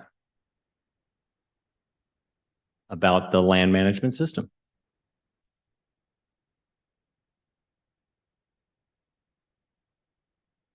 In 2016, I'll just go ahead. In 2016, we implemented our current land management system. We came from a text-based, very manual processed, manual-driven, paper-driven process. We upgraded to Track It, which is our current system we're using in 2016. This helped us to improve our business processes. Oh, here we go. So this is a screenshot of our system that we were using before 2016. As you can tell, there's no integration with anything. It was all paper-driven, all manual-driven. Since then, since our upgrade to Track It, we have moved to a digital process. We have streamlined and grown in efficiencies, but unfortunately, we've grown as much as we can with our current system due to limitations with the software and a lack of development from the current vendor. These limitations are affecting both our internal and external customers. This list is in your staff report. I just wanted to highlight a few issues quickly. The web portal, which is our main point of contact for our outside customers. It's very limited in its capabilities. Our customers cannot complete simple tasks without the need to contact development services staff. That's either a phone call, an email, or a walk into City Hall. There's a lack of transparency for our applications. Our applicants can't tell where they're at in the queue or how much more work is needed. And customer expectations are just generally not being met. Modern day, you expect to be able to do everything on the web that you do in person, and we are not able to meet that expectation. Also internally, a combination of poor reporting, lack of automation, and limited GIS integration have led staff to cobble together a whole environment of other systems to help maintain and manage the LMS system. Development services staff is very creative, and they've done a great job of doing this. They've got creative workarounds, email lists, spreadsheets, FTP servers, all sorts of other services just to manage this one product. This creates extra work. It's unnecessarily complex, and there's no single source of truth for them. I mentioned the web portal. Here is a view of our web portal as you would see it from an iPhone Pro. Now, most of our customers are attempting to use their phone to access this portal. Because the portal was developed before responsive websites were a need, this is the view they get.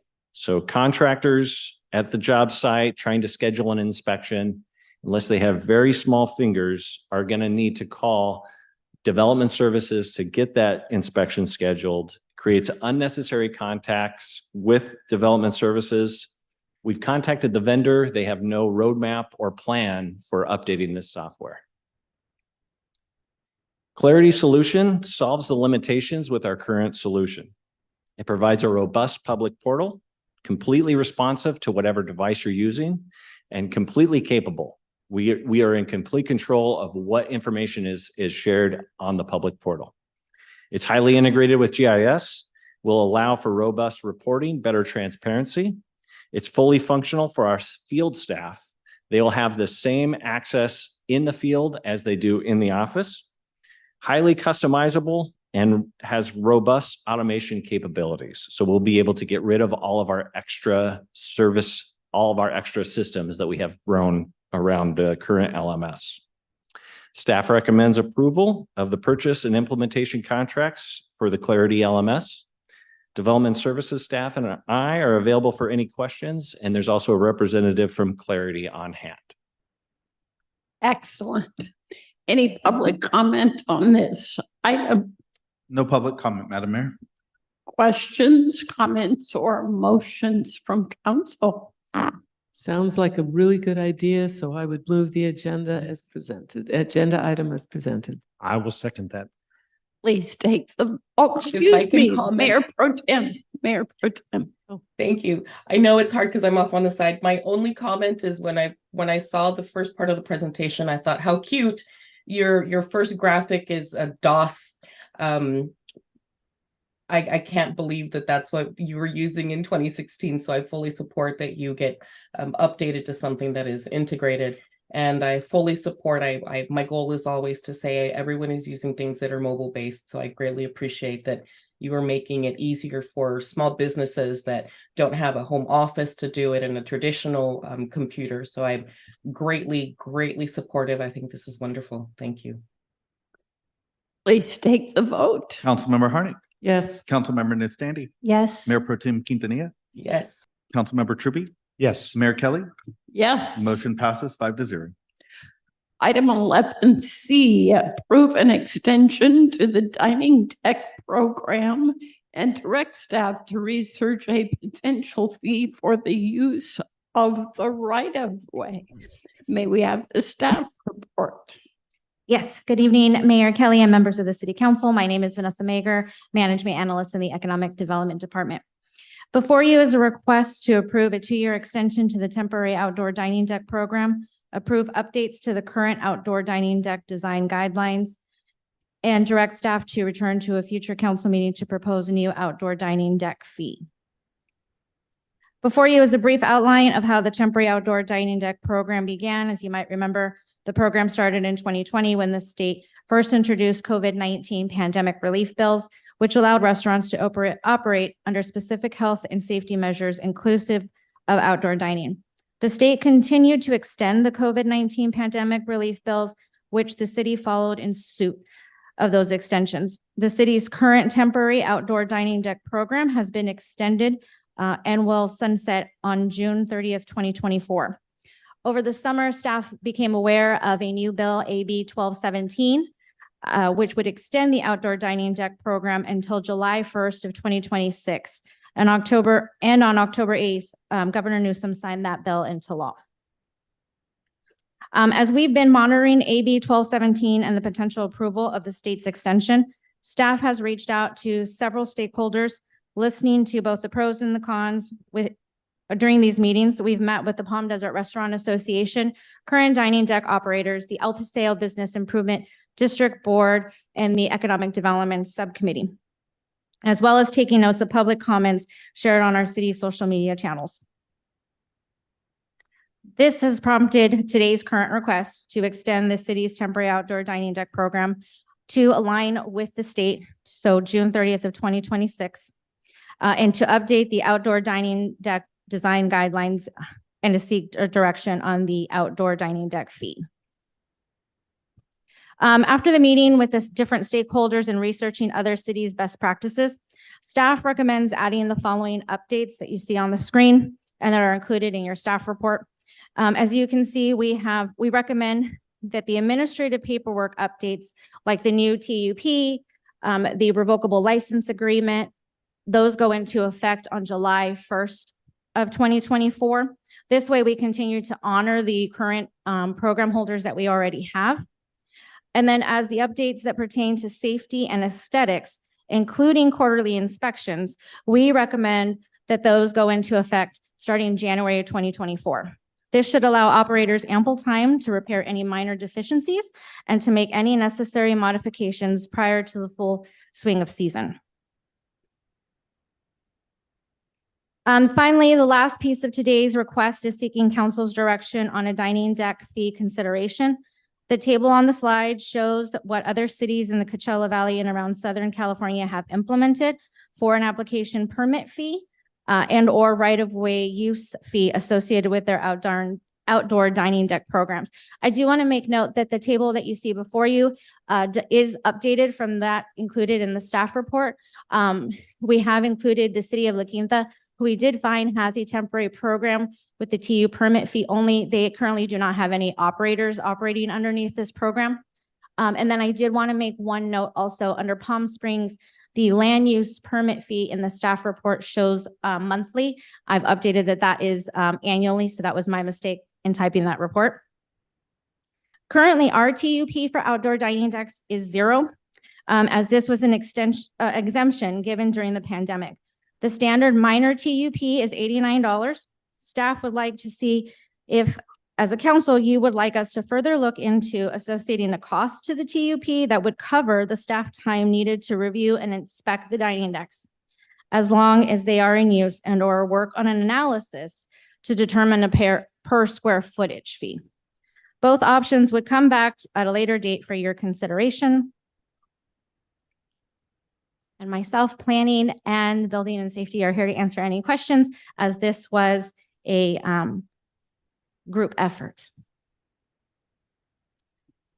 Could I quickly ask, are you presenting the DUP and the user fee as alternatives, or could we encourage staff to analyze both further and bring back both for consideration? Council can recommend one, both, or none.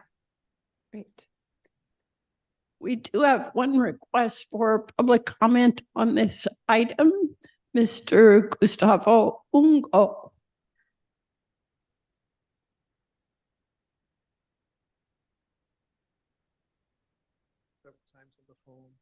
I don't like to create chaos, but what they're trying to do right now is unjust. Number one, consumer. Everybody's thinking about the restaurants. How about the consumer? How about the consumers when they walk in the walkways? They get bumped, they get knocked over. Who's responsible for that? We're in El Paseo. El Paseo is an expensive street. That's like Beverly Hills Rodeo. You can't be putting these makeshift outdoor dining on the streets. Some of these restaurants have their own outdoor patios, have their own outdoor dining. They're wanting to do is add their footprints to extend what they already have. Why should we put up with that? That's not acceptable to me. That's, it serves one purpose only to the restaurant owners. I just drove by El Paseo. I left and I came back and I drove up and down El Paseo. Some of these outdoor dinings aren't even being used. Why do we want to keep continuing, depriving the customers of El Paseo? Why do we want to deprive other store owners of parking? There's one restaurant that takes up like 6 parking spaces on El Paseo. He's not only in front of his unit where he's renting, he's taking over the other store. And I'm scratching my head. I own Babalu Lounge. I don't know if you guys know that or not, the old Elephant Bar.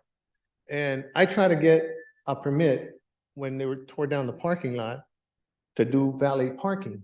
I says, okay, I could use this area right here. Customers will come in, pull up, and they pull out. I was told, no, we can't do that because of traffic. It's going to create a traffic jam. Well, what do these parking lots do right now? What's the outdoor dining doing? It's creating a jam. It's creating an eyesore. Now, if you guys want to put up with that, it's up to you. Me, that's a high rent district. That should not be allowed. If you go take a look at these restaurants, they already have outdoor dining, outdoor seating. Why do they want to take up our space? Why do they want to take up our street? Has anybody thought about that? There's one restaurant that's taken up not only patio dining outside, they've taken the sidewalk and they've taken the street. Where's the consumer going to walk? Consumer can't walk in the sidewalk. They got to go into the street and walk out. I think my time is running out. But it's what's good for the goose is good for the gander. If you guys are going to allow that, then you guys got to look at it the other way around too. I went to put up open flags. Somebody ran into my restaurant. I had open flags. I was told you can't have them. I took them down.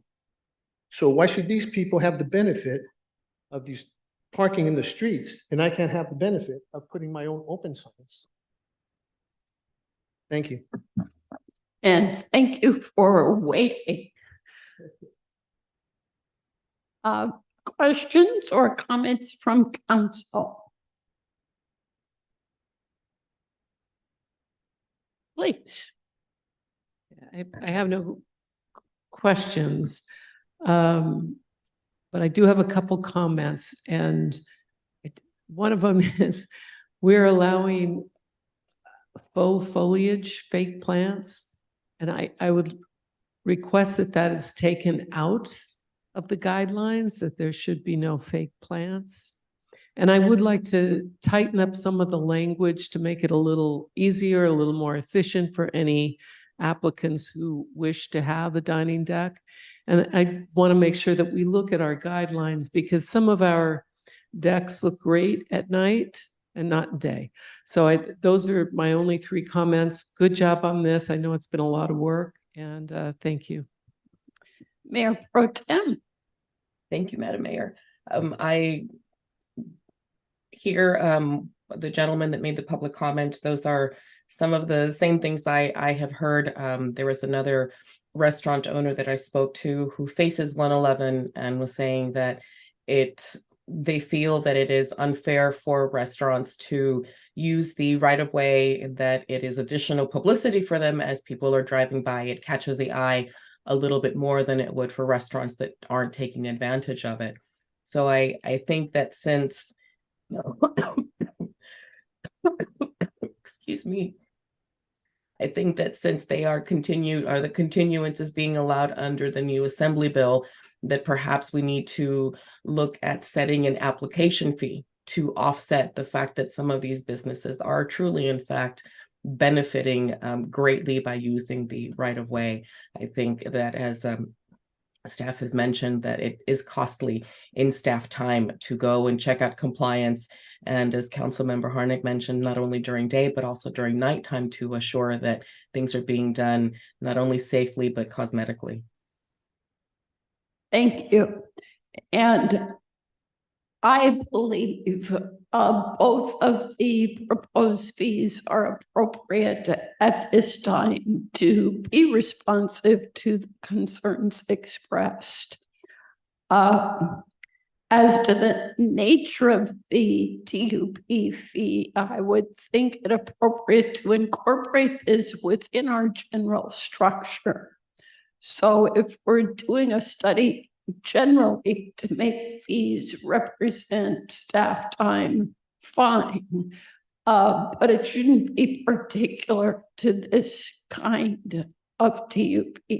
I would suggest to my colleagues that the direction we give should include incorporating this TUP into the general structure for TUP fees, as well as exploring a user fee for the public right-of-way, which levels the playing field so that we're not, in essence, giving a public subsidy to some restaurateurs.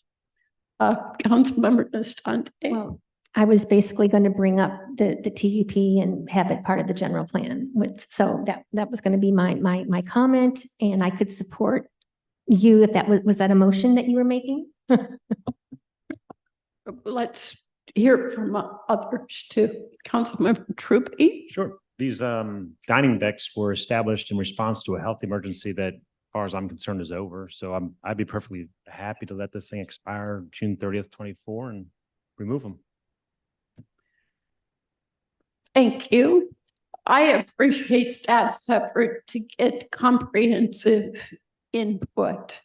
And it appears that the conclusion from the comprehensive input is that there's sufficient appreciation for these, both from customers and from businesses, to warrant their continuation. You know, before the pandemic started, we were exploring very, very expensive ways to make changes to El Paseo so as to spur some greater sense of vibrance and activity. My perception is the pandemic taught us a less expensive, less infrastructure heavy way of doing that. Because I certainly hear from many members of the public that they appreciate this option on a nice day, of which we have many. So, Councilmember Harnick, you said, I think that you support this, but with some opportunity for refinement.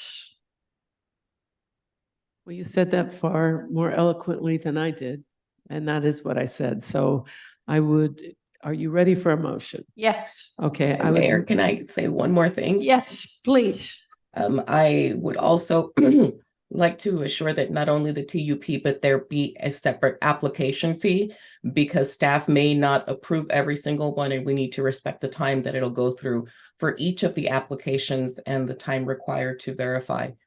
And the TUP would be a whole separate process for them once they've advanced. May I ask if there is a application fee generally for those seeking temporary use permits? Can I mention that actually number 4 of this agenda item says direct staff to return to a future city council meeting to propose a new outdoor dining deck fee. So they will be coming back with different choices for us to take a look at and respond to. Yes, and there are fees, that are already currently set. One would be a minor temporary use permit fee, minor TUP, which would be $89. This, as we work with planning and development services, debate with the time that would be needed, obviously would surpass that minor TUP. Great. Yes, my suggestion was that this be incorporated within the existing structure for TUP. So your motion. So I move to approve item number 11C as presented, except no fake foliage. And we will refine a few of the items, tighten up the language and some of the design requirements.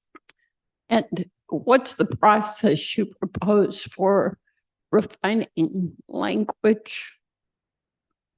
I would ask Mr. Seha, what would you propose is best? I'm happy to work with anybody, or perhaps legal, or however you suggest. Yeah, actually, one of the actions here is to work with the city attorney's office to make non-substantive, non-monetary changes. So I think we can tighten up the language outside of this process. Perfect.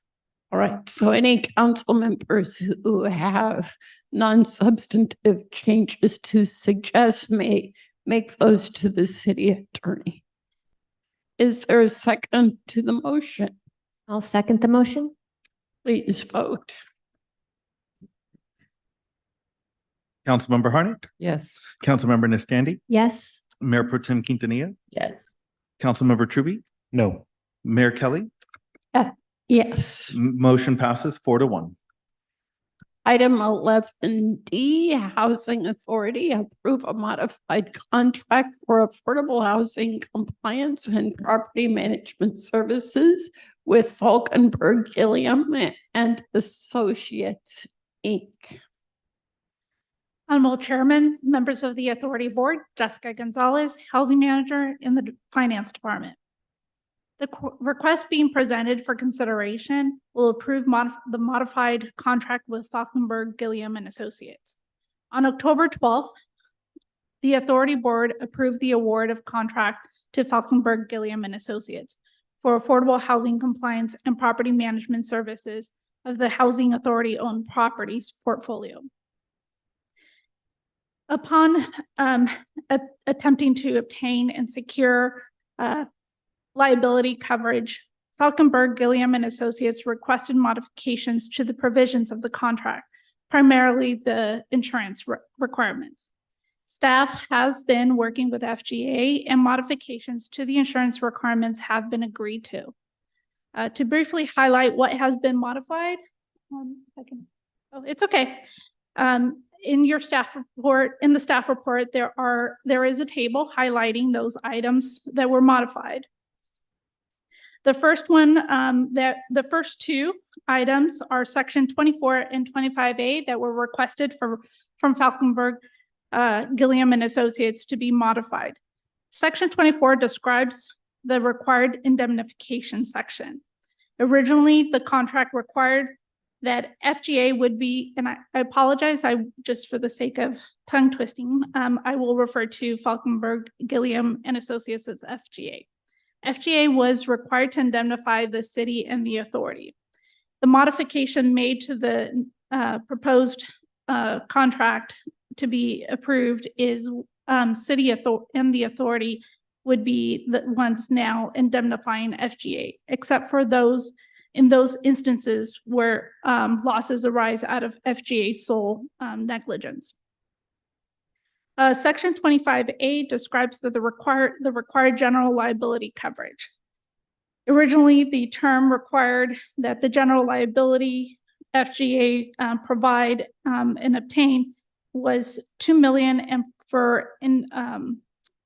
per claim, and $4 million overall as an aggregate, plus $5 million as an umbrella. As of now, the modification identifies that the general liability would not be required of FGA. The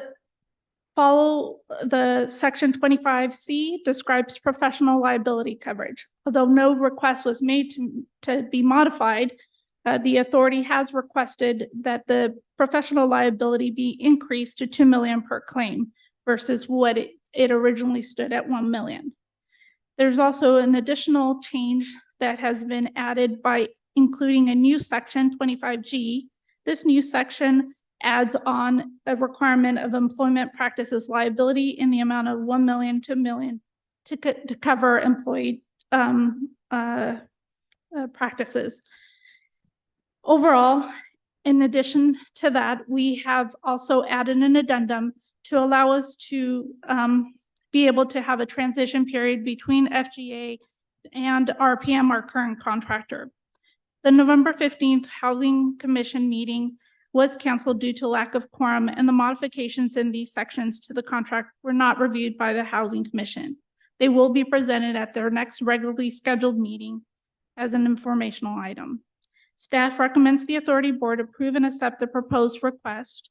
Staff is available for any questions, as well as representatives from FGA, Bart Young, and Alex Malor from the City Authority Insurance. And could you put the chart back up? From what you've said, staff is completely comfortable with flipping the indemnification clause, presumably because of the changes to the other provisions. Yes. Okay. I would add that this has been a pretty interesting negotiation the last few days. The reason that we're more comfortable is we're going to be working with CJPIA, our risk management pool, to drop and put some very specific risk management procedures, guidelines that that they must follow. Part of the reason that we asked them to increase their errors and omission policy was if we do not see that type of responsiveness from the risk management processes we put in place, we fully intend on holding them accountable. And the other side of this coin, and why this became necessary, this was a pure business decision.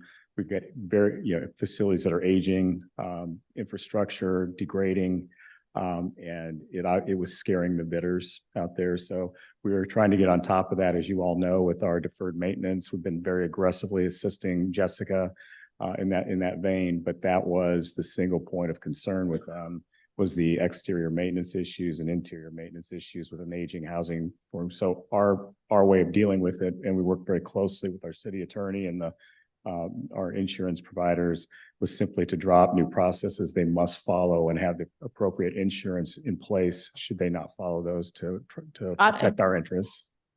Got it. Any other questions, discussion, or motion? I move to approve. I'll second. Please take the vote. Councilmember Harnick. Yes. Councilmember Nastandi. Yes. Mayor Pro Tem Quintanilla. Yes. Councilmember Truby. Yes. Mayor Kelly. Yes. Motion passes 5-0. I believe our second public hearing item will have a request for postponement, but I need to open the public hearing for item 12B, approve the second amendment to development agreement 98-1 between the City of Palm Desert and Marriott Ownership Resorts, Inc. And do I understand correctly, staff requests a postponement to our next session? That is correct. Would someone like to so move? Yes, I'll move to continue that item until our next meeting. I will second that motion.